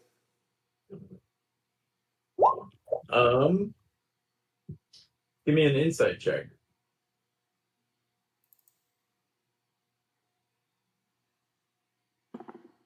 Ugh, 4. Don't know. I think we should just leave from a different entrance. I agree. And I'm gonna message to everyone in the group and go, let's go to a different entrance. And specifically to Meredith, is there another way out? I'm afraid they already know we're in. I'm gonna put my hand on my cleaver. And Meredith says, wait back, and starts taking a step out of the tunnel. Meredith, my good friends, how are you doing? And you can hear the voice of Jessup pretty clearly at this point. Oh, I don't know. Things are fine. Taking a stroll through our many fine cave. Give me a deception check as Meredith, please. I got it. We have a character sheet for her. Is that just charisma? Charisma, yeah. 3? Advantage because Oh. she's using clarity.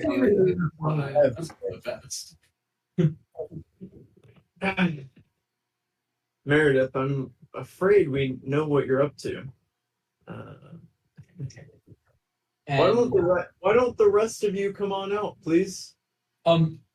Jessup, what is it that you want? Meredith, we'll go ahead and take you with us, but we'd like the rest of them to come on out, please. Hey guys, we got an hour. So yeah. So Are you saying that out loud? Messy. I'm gonna message Message. back to you. We're not leaving her to die. They're gonna kill her. Can I know I a bunch of am different going to walk out quietly. I will. You're gonna walk out quietly, is she? Yeah. Can you give me a stealth check? I'll throw it in there. I know your game. Oh, Mom. honey. Mog would also like to go out. Alright, well, give me a stealth check. Are these at advantage because we're invisible? Sure. Oh, well, 17. There we go. Am Oh, I doing bad? You have a +9 right then? Yeah. That's a nat one, but I rolled a 14. All right. I appreciate the effort that you guys have gone through, but I see your steps in the sand. You're idiots.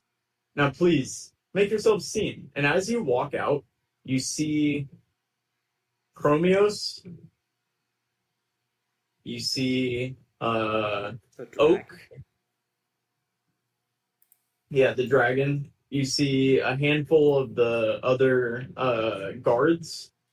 You see the Furbolg who is carrying things, carrying books down. You see Crassius. You see Jessup, and you see a handful of other people. We didn't see any of those motherfuckers following us. I swear. They weren't following you. Now, my friends, we mean you no harm. My dear friend Meredith, if you would please follow us, we're going to speak to you in your office. I'd be happy to, Jessup, but I would like to say I will not leave unless that one, and she points across the thing at Crassius, comes with us. I will not leave the students with him.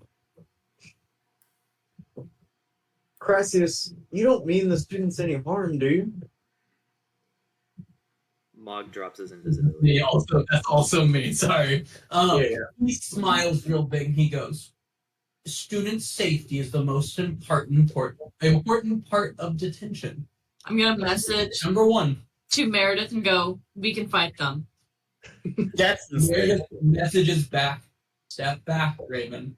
And she takes another step forwards and she says, Crassius can also come to my office, or I will blow the lot of you into hell right now in front of everyone. Jessup will say, Crassius, you can escort Meredith to her office. I think that's appropriate. Oak, my friend, you can see that the students make their way to the headmaster's office with haste, I should say. And just so those of you footprints in the sand should know, Oak can see you. He doesn't And have I eyes. And you're We know. invisible, my friend. Mog drops his invisibility. So do I, damn it. I dropped mine, but I'm going to just turn into a second oak because I'm just mad. Jessup will appreciate that. He laughs. Now, Meredith, please, would you follow us this way? And they'll begin leading her to her office. Yeah, Meredith will curtsy to the party and to Oak and then take Crassius in the arm and walk with him. So, yeah, Jessup, Crassius, and a couple of the goons walk away with Meredith. Not the goons. What does Chromios do? Chromios is sitting on that rock, observing. So is there any signs that he might be affected by black smoke? Ooh, give me a perception check. Great. I think we did. You can all give me a perception check if you'd like. You're all messaging to each other, so 15. it does not appear that he doesn't have black smoke. Sorry. Cass, I would not recommend No, I'm whipping fine. the dragon. I didn't mean to do that. Still trying to figure out her flail. She said maybe. Yeah. Now is not the time. Yeah. Kind of Yeah. crushing option. You feel very confident that Chromios is not possessed. He does not have the black smoke. In Draconic, can I just yell at him the word "why"? You can, and he will look back at you with the same gaze that he has. He seems to be. Can you give me an insight check? Try. 6? A 6? Yeah. Yeah. He's watching. That's all you got. Right. Oak is going to kind of walk up and motion for you to follow him.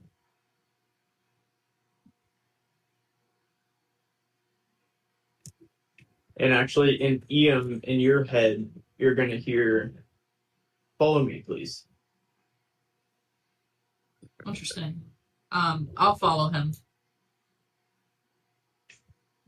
And you make your way to, it's just Oak is going to follow. The rest of them kind of hang back. But Oak is going to lead you to the headmaster's office, where you see, I forgot his name, where you see the headmaster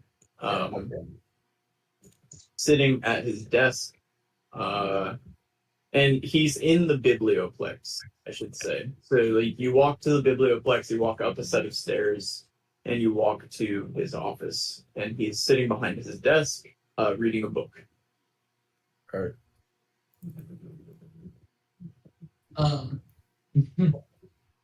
He's kind of like sitting there reading like a small little notebook as you walk up and close it. Welcome. Come on in. Come, take a seat. There's plenty in the office. I gather it has an unnecessarily large office for one person, but I've made it my own, and he kind of motions over to the bear pelt and to the statue behind him. Sit, please.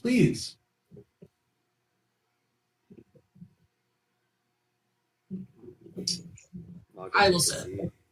I'm not sitting. Okay, feel free to move yourself to the wherever you would be in here. So What do you mean? Oh, there we go. you're on like a map with the. Mine was not looking that way. You're all I right. moved them to a different map because I forgot we had this. And then Oh, you're good. You guys. Okay. Did I move them and then? Okay, no, I get you. We're here. There's two machines. I'll delete one of the machines. Oh, we deleted both the machines. There's a machine. You guys are falling apart. I did over on the wall when there's two seats directly in front of him. I wasn't gonna sit there. I I respect thought that. someone else was going to sit there, so I moved Mog to You guys all do. Okay, thank you. And Cass, you just stand behind the chairs. Yeah. So, I have an understanding that some less than wholesome school activities have been going on. Is that correct? No. No. Oh. Well then, I'm sure it was all a misunderstanding. It's very normal for students to meet professors deep inside tunnels underneath the school that are not reported to exist, on Saturdays. She's not just our professor; she's his aunt. Extra credit? I know. I didn't realize that the five of you decided to follow your good friend Mr. Amel to study in the Sanctum Theologica.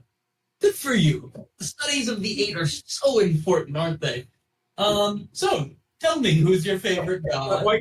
What have you learned? What? Is that why you took the books Extra away? credit with Professor Goldwyn on the weekends. I assume you follow the eight. So, who's your favorite god and why? Well, actually, I don't follow the eight, and he's gonna go on a spiel about the fire giant god, and just list off everything he's learned in his years. Well, Yes. Excuse me. Can we stop bullshitting with each other? Oh, that's pretty true. That's what I learned anyway. Why'd you let us get beat? What do you think? What did Christian say? Hey, you said to stop bullshitting. Why are we being punished for something that we haven't even done? That's crazy. You're being punished for something you haven't done. Did you not spend your summer causing unrest in the Sirocco Peninsula here on there? Did you not just sneak away to go talk about something in the tunnels beneath the school? Tunnels that are off limits and should not exist by the very nature of what the school reports as existing here. Do you not consistently go out and do what you can do to undermine the education being taught to other students here at this conservatory? When you put it like that. Are we just supposed to sit by and watch you torture kids while in detention or in school? Torture kids. Yes. Torture kids. Yes. Second year. Who was torturing kids? Detention, a well-accepted way to improve student learning. He was breaking ribs, hands, and Who feet. was breaking ribs, hands, or feet? That's ridiculous. Crassius. If this is true, and I will do a formal investigation myself, then Crassius will be removed from service at Aetherwood immediately. No, we do not want students being tortured, if that's really what you think. No, I mean, I will call every student in detention so far this semester, and I will interview them. And if this is the case, then Crassius will be removed, and you will not see him again. Please do. He was also feeding us food that was rotten. None of that is okay. Why were you being fed food at all? You should have been leaving to go to the mess hall at night. We were not allowed. I have an Okay, idea. Wait a second. Mog? It's not very, like, is he lying? Yeah, inside. Give me an insight check. Really not know? Give me an insight check, Captain. If he didn't, he'd be just as useless as the last one. 16. 1610. Let me. Cass got a Advantage because of the best buddy thing that we did recently. You genuinely believe he has no idea what's going on. He looks beyond shocked. Asheen, same to you. He looks confused that Crassius would be torturing you. He seems befuddled by the detention as a whole. So you also don't know about the dwarf adult man who has been following us? He doesn't have know eyes. everything His mouth is sewn shut, and he is all staring at us. Yeah, Raven's 16. No, women? Are you fucking kidding me? Yeah. You are all heard. I did have Oak following you for one very important reason. I had a heavy reason not to trust Professor Goldwyn because of reports that have been reaching the Senate, and I thought it was important that the student she's interacting most be protected from her, and clearly I was right. Wait, what was reports? What was it that she talked to you about in the tunnels? What Wait, reports? why is she dangerous?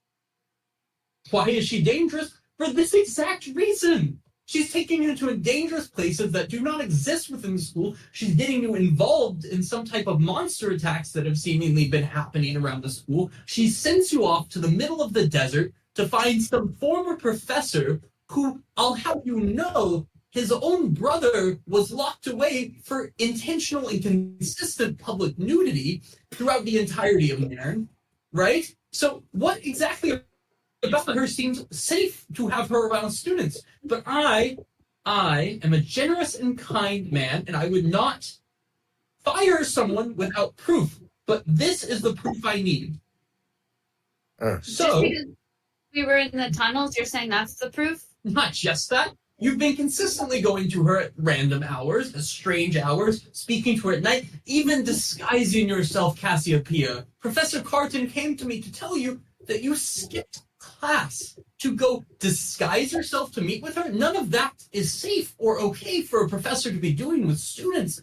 This is concerning to a degree that I can't even begin to try to communicate to you. But punishing students in the arena is okay? No, I'm telling you, if Crassius has been doing anything inappropriate or violent to the students, then I will do something about that immediately. Did that history teacher, did she tell you how she found out about that? I brought Professor Carton in because she has unorthodox teaching methods, ones that are not common to Nairn. Aetherwood has been teaching the same curriculum for over 300 years, and that is not the way the world progresses. The world needs new ideas. So I brought in Professor Carton from Atros. She was at a very highly reputable university there, and she was so excited to begin her teaching career here. If she used an orthodox method, I'm sure it was based in history. I'm sure it was based in creativity and progressiveness and so no, I don't know directly, but she said that she used a truth type event to run that you lied to her about skipping class. That's the The one idea. is not gay. Well, and sir, I do not feel well at this school. I was telling the truth. I didn't feel well. Look, That's why I was talking to the professor. But look, if you want to help us, we just want to feel safe at school. And the people that you've hired are making us feel unsafe. And they're following us, and they're hurting us, and they're hurting other students. And if you really want to protect us, if you really didn't know, then I want to work with you. We want to be on the same side. We want the same things.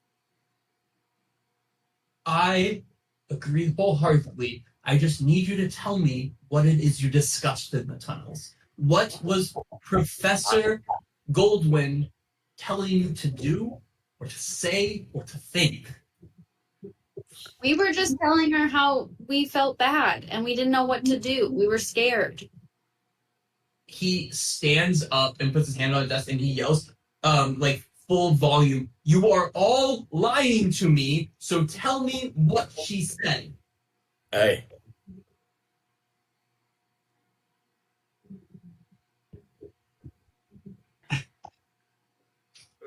I'm just scared.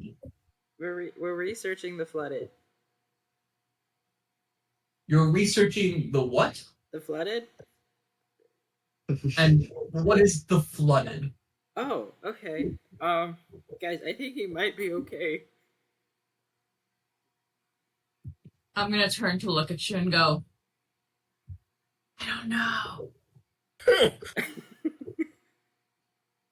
Like I said, sir, we're just kids. We're just scared. We don't know what's going on. People are being mean. We're just trying to find someone to help us feel safe again. Look, We might. You- We, Go ahead, Mark. We might be more willing to, divulge stuff to you if I got threatened to be gutted by Crassius, just FYI. But also bringing us here whenever you have both the faculty and the student body scared just by being here doesn't doesn't make us feel safe. So of course we're going to go to trusted advisors that we've dealt with for years. And not to mention, we go to her. She doesn't come to us. If anything, she's kind of gotten annoyed with us over the past few years because we come to her for so much stuff. And it also doesn't help that she's my aunt and I talk to her a lot because I didn't get a lot of time with her growing up. Did you know her sister is kind of like a person who raised me? She's really cool. Vormel. And he stops you with kind of that voice and he goes, "Look, do you think it's been so easy to step into this role that Highgather has had for literally the entire run that this conservatory has existed? Do you think that's a simple place for me to step in? Yes, you're scared. I had to make changes. Students died under his watch. Students were attacked.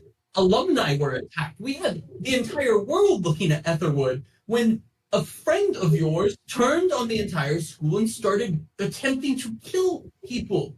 The Senate felt someone needed to step in, and you know what? I give money every year to send scholarships to people in my district within Zada to the school. It's important to me that education is pushed for these people.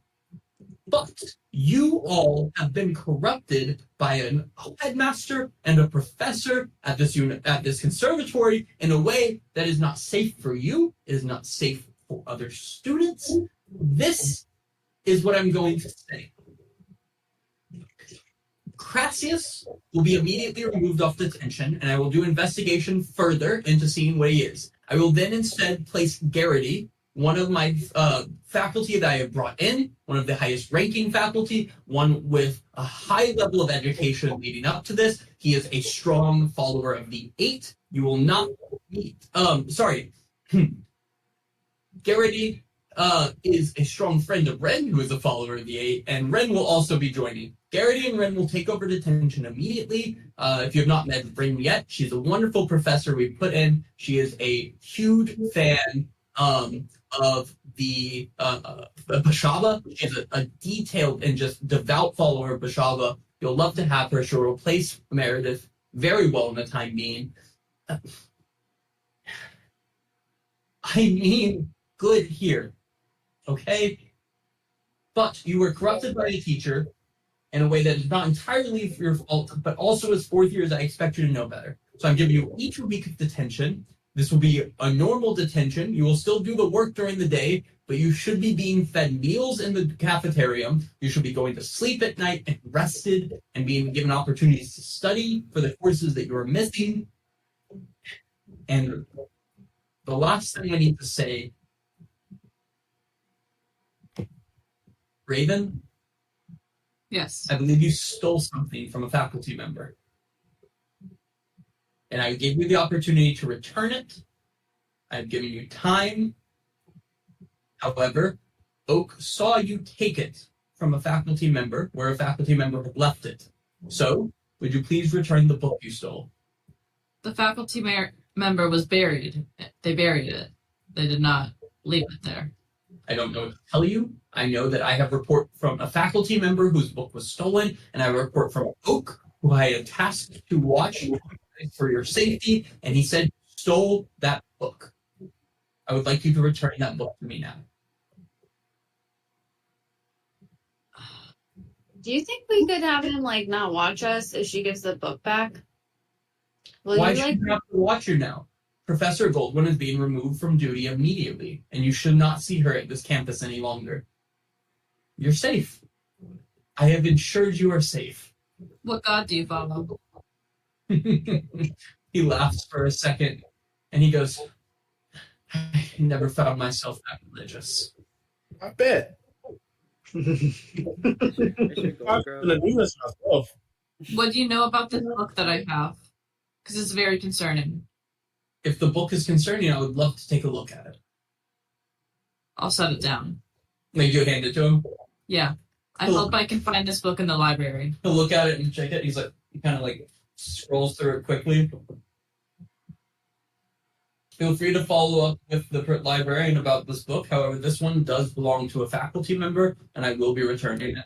Can I ask why we are getting rid of books about the 8 in the library?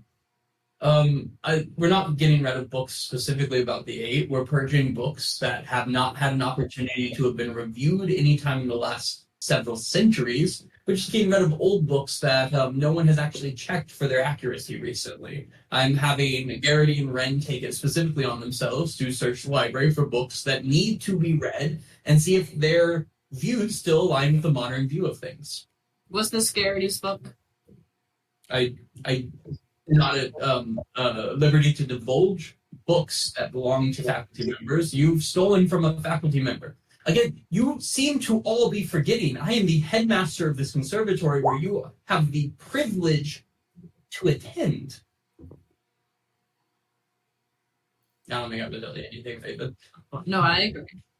Look, guys, again I say, Asheen, you know me. I've known your family for decades. I've been attending parties at your mansion, and you have all been invited to mine. You know that I'm not evil. Has your family not consistently backed me in every time I run for anything within Zada?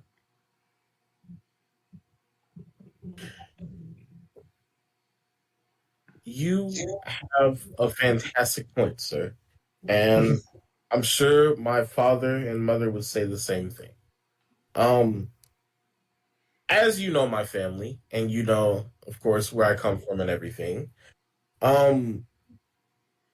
it's all about optics. I know that what you're doing is an astronomical task. And we're not trying to make this task hard for you. I'm trying to graduate. I'm trying to get out of Laurel's shadow. This is not helping at all. I'm trying to establish independence for my father and mother because they've begged me to.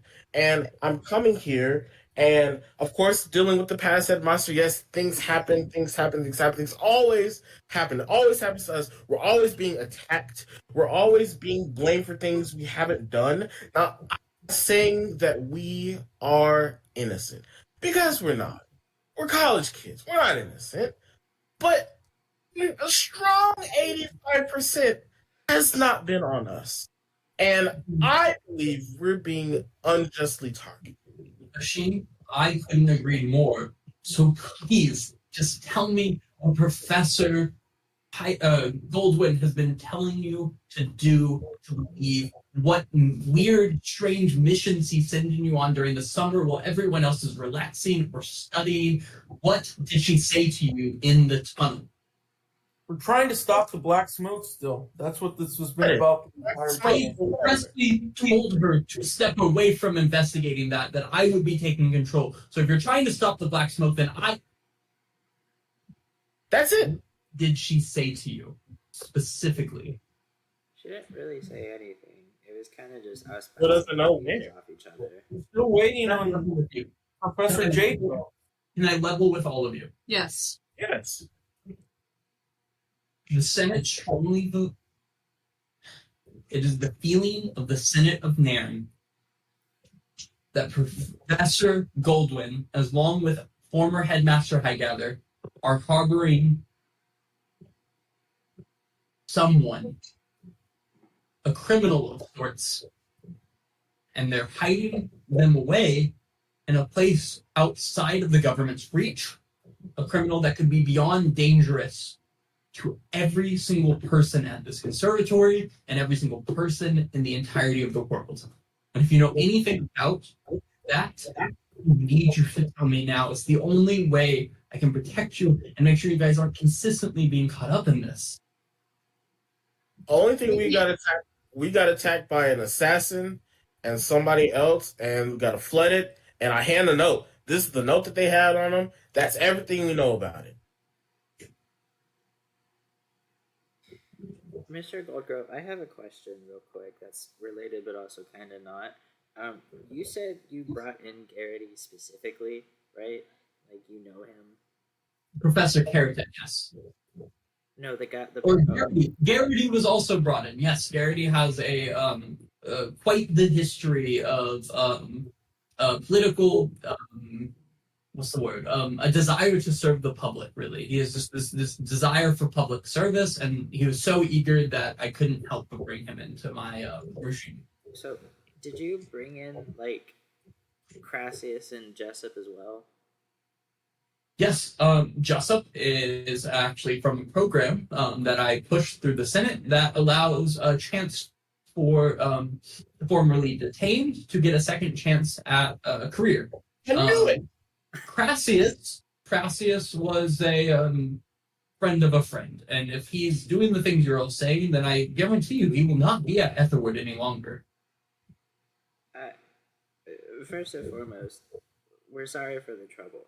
We promise we don't mean to be problem students, and we understand how our situation can make it seem like that, but I promise you that's not our intention. We really do just kind of want to graduate and then go back to our homes and most of us want to go back to our homes.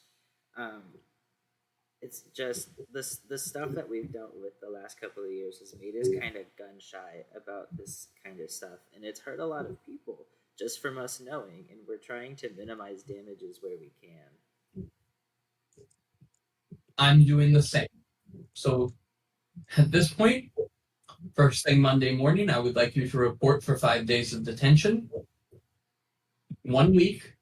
It will no longer be led by Crassius. I will do my best to ensure he's nowhere near you again until the investigation is over, to ensure that he is not of danger to the students in any way. I expect that you will not be contacting or contacted by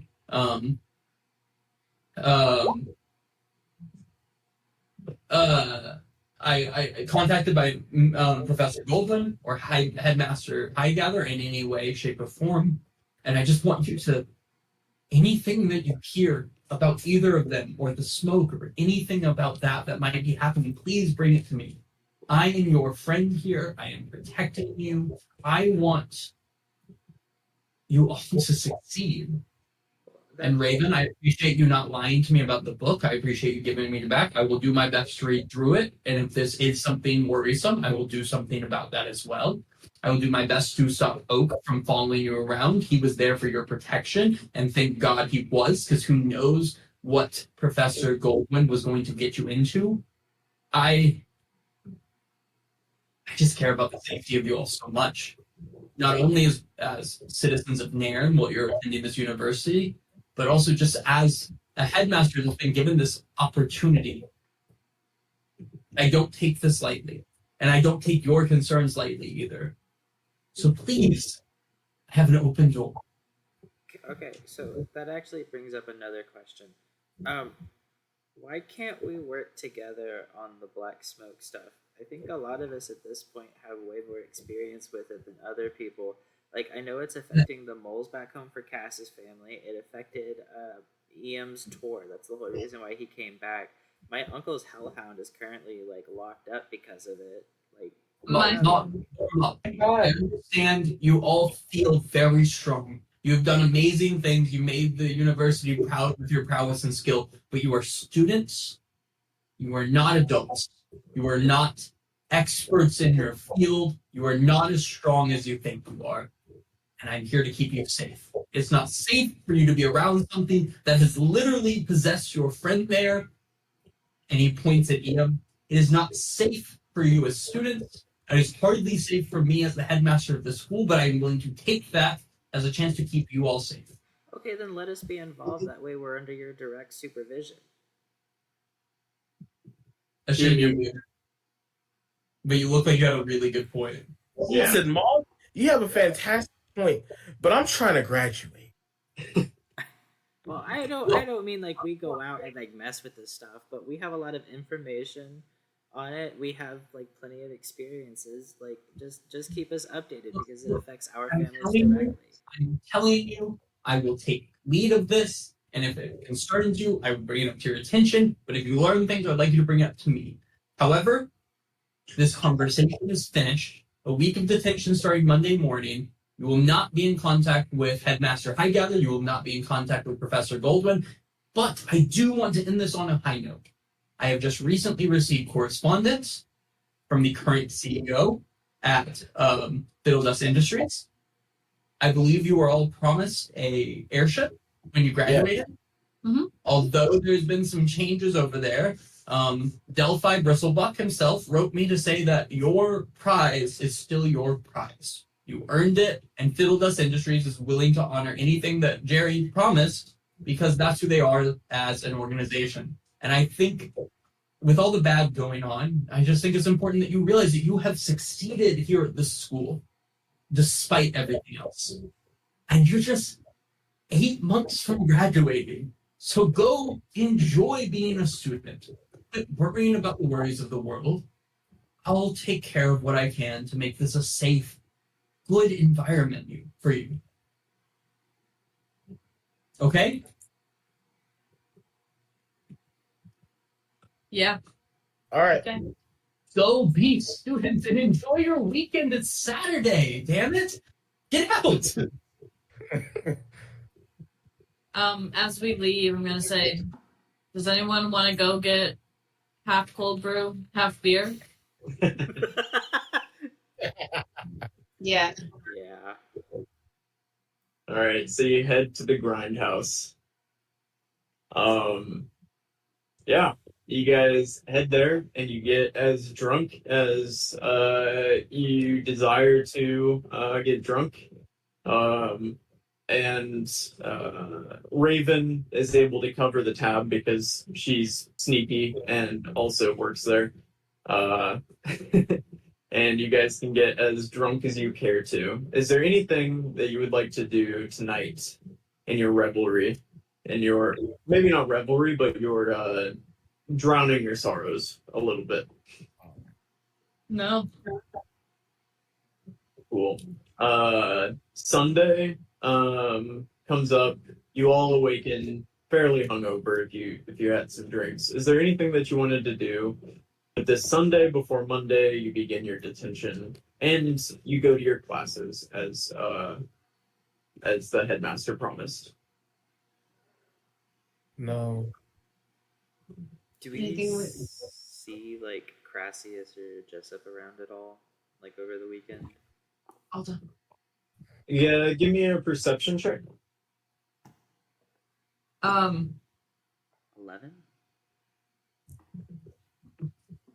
You see Jessup walking around, but he doesn't seem to pay you any mind. What about Oak? You have to give me a perception check.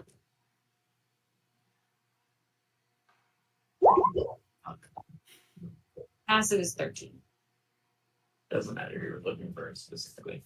You see him, and he's kind of wandering around campus. He does seem to be looking when you look at him, but then he looks away. Well, looking, but he looks away and kind of moves in the other direction. Okay. I'm going to read from elves to Fane back that day. Give me an intelligence check. And Will, can you put whatever she reads in there? Will do. You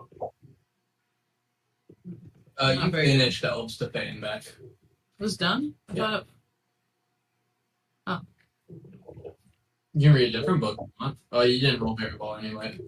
Or days. yeah, it's fine. If it's yellow, you finish the book. If it's blue, you have to. Okay, thank you. All right. If there's nothing else Sunday. Oh, Monday, can I read life? What did you want to read? A pirate's life? Give me an intelligence check. Yes.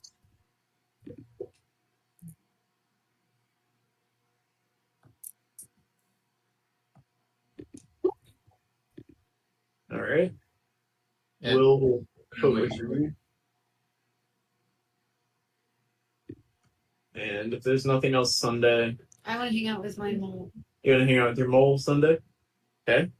Animal handling. Yeah, you have a pretty good day hanging out with Gareth. You just kind of relax. It's a nice soothing activity for you after this pretty stressful past couple of days. And you're able to hang out with Gareth and kind of get some quality time in. EM and Mog, anything that you guys wanted to do Sunday?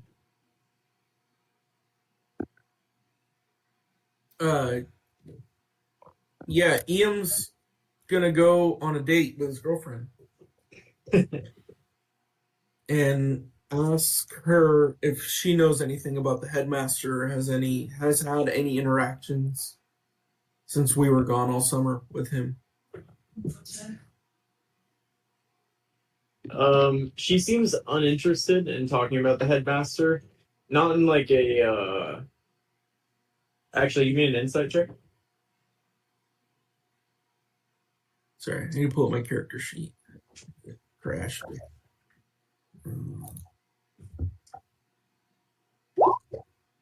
Yeah, she seems uninterested in talking about the headmaster, not because she's trying to avoid it, but because she just wants to talk about you. And so she basically just asks you questions about Nairn Idol the whole time. And if you'll remember, you were up against what the country regarded as a very attractive orcish woman in the final of Nairn Idol, and she's gonna seemingly probe you about whether or not you had any interactions with her, and if you hung out with her a lot, and if you ever got drinks together, and were you in love with her, and did you A couple things. I don't drink, you know that. I am Mormon. Two, obviously, if you watch the show, you'd remember that we had a duet performance during the finale. and that my big solo was actually what helped win me the competition. But 3, you would know that after, if you really knew me, you would know after the contest that she put out a bunch of hate mail about me and hate trolling because I won and she didn't. And I was the one that got the recording deal. Yeah, and she's gonna say hate is the essence of love, and she's gonna splash her drink on you and walk away. No. Okay. Queen. And Mog, is there anything you want to do with your Sunday? I think Mog's gonna go spend his Sunday at the forge. He's gonna start making a little dagger. And question: how long and what kind of resources were required to like imbue things with elemental energy? The thing he learned over his summer internship. Yeah, you just learned that. Have you actually? So you made one thing at the forge, right? Yeah. Okay. I would say it would take. You're in pretty good with Cal Drac, so he'd give you a lot of materials. You would have to source some from Myrtle Grove, probably. So I would say probably 50 gold pieces, and then about 2 weeks of work, and you could probably imbue something with like minor elemental magic. Basically, like equivalently a plus a d4 of damage to whatever the damage roll is for that thing, in whatever magic. If you'd like to do something more powerful, we can talk about that. But that's like kind of the baseline of what you're able to do right now. And if you try to do something more powerful, there's a chance that you don't get it since you haven't really done something more advanced than that. Okay. In that case, I think Mog's just going to start practicing, and so he'll quickly craft a little dagger. I think making a small dagger only takes like a day. I think Mog could definitely make a dagger in a day. And then he'll start a mini project of trying to imbue that dagger with fire. Okay. Okay. Try to keep track of when you started this, and if you pay for the materials, just subtract that, and we can keep track of that. About 2 weeks and 50 gold pieces to imbue something with that kind of magic. Got it.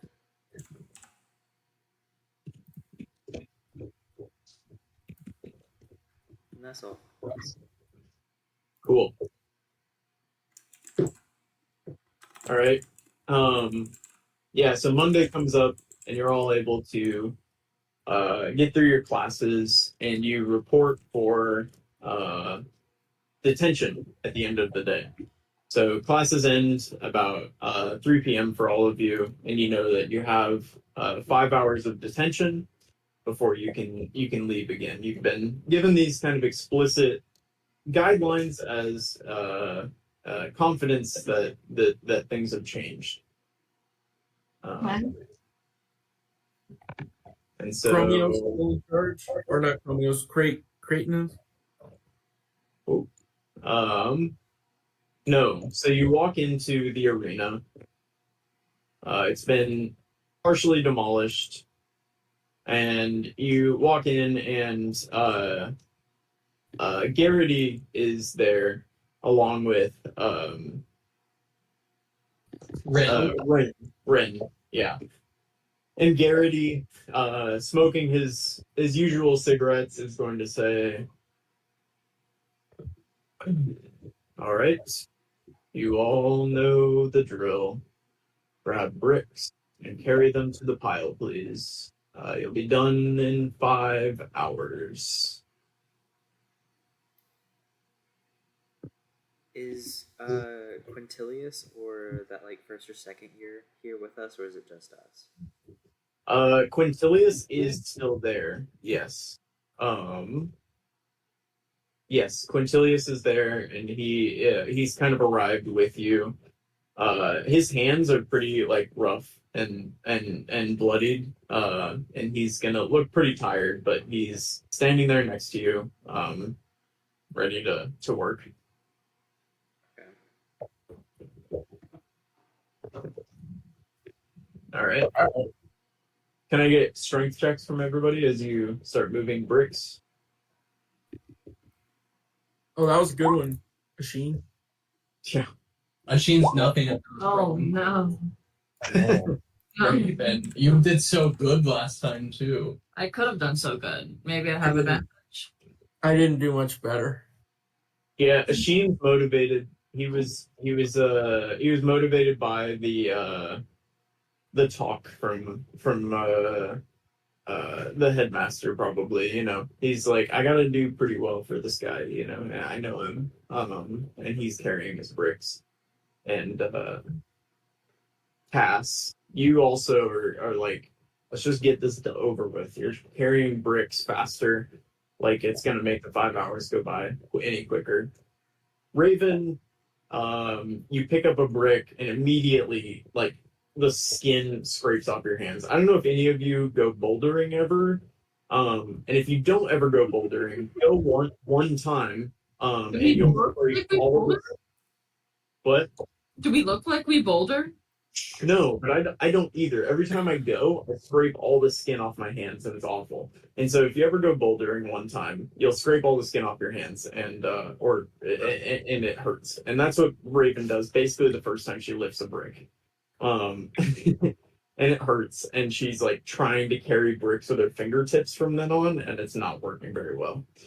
Amazing. EM just has trouble carrying heavy things. He's a big dude, but he's not the strong kind of big. He's just a big dude. And he's having trouble. Mog is doing what Mog normally does, and he's carrying things efficiently and well. Quintilius is struggling as he goes. And about halfway through your shift, you hear kind of a loud bang.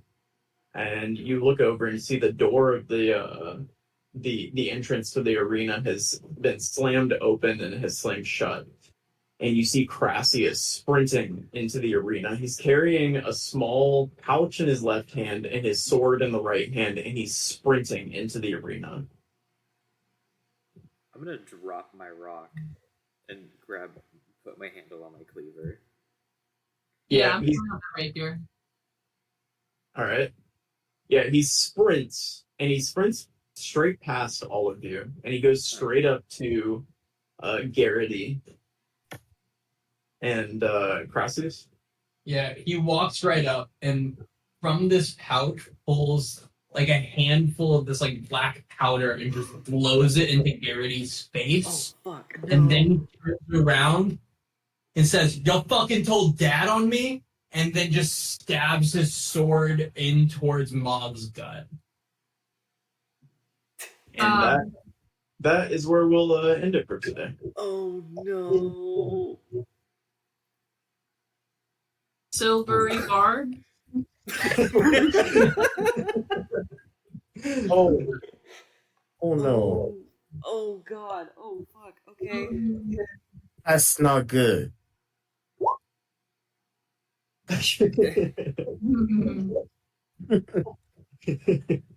Bro, I can here, so we don't forget to start next one. I can see if I can roll the 2 attacks for you if you want. Yeah. Yay. Now there are pianos in this world, right? But are there not any cameras? Does it hit Mog? Since I had my hand on my sword, can I say I dodged? Okay. I did cast silvery barbs on one. Yeah, that's why he rolled twice. The 18 still goes though. Okay. Yeah, 18 hits. You're gonna take that. That's not bad. Ooh. Read it all. Yeah, but you begin to bleed aggressively. Oh, that's gross. Wait, is this like the one I had? Yeah. Jesus Christ, you take 3d8 if you do it 3 turns in a row. That's gross. I'm confident in my Constitution saves. I have a +6 to those. I hope you are. I am. It's alright, I'm about to cast Phantasmal Killer on this motherfucker. Okay. Yeah, y'all don't know this, but he's gonna cast Power Word Kill So been holding that in. All right. Good This- session, guys. Can we keep playing? I want to kill this dude real quick. I swear, bro. No, we gotta go get tacos. Kicked out. Facts. Gotta go get tacos, B. I'm gonna be stressed. What are you guys thinking? How's it going? You think it's going well? No, we're gonna get kicked out of school, and this is bullshit. That's what's happening. Asheen cares so much about getting that diploma. No, damn it! I'm so away, and you're ripping it from me. Close. So out of character, Christian, did you believe that we were going to do a school campaign where you just like rolled for classes and like that was the whole campaign? You went to class, rolled for classes. No, I knew that it was gonna be tricks and turns and stuff. But I thought we were gonna be able to finish school. Like I thought I had that. Yo, he's accepted. playing Road to Glory, dude. Come on. I just wanted to play first banners, and we're really being No, dicks tonight. honestly. Honestly. Standing, I live for.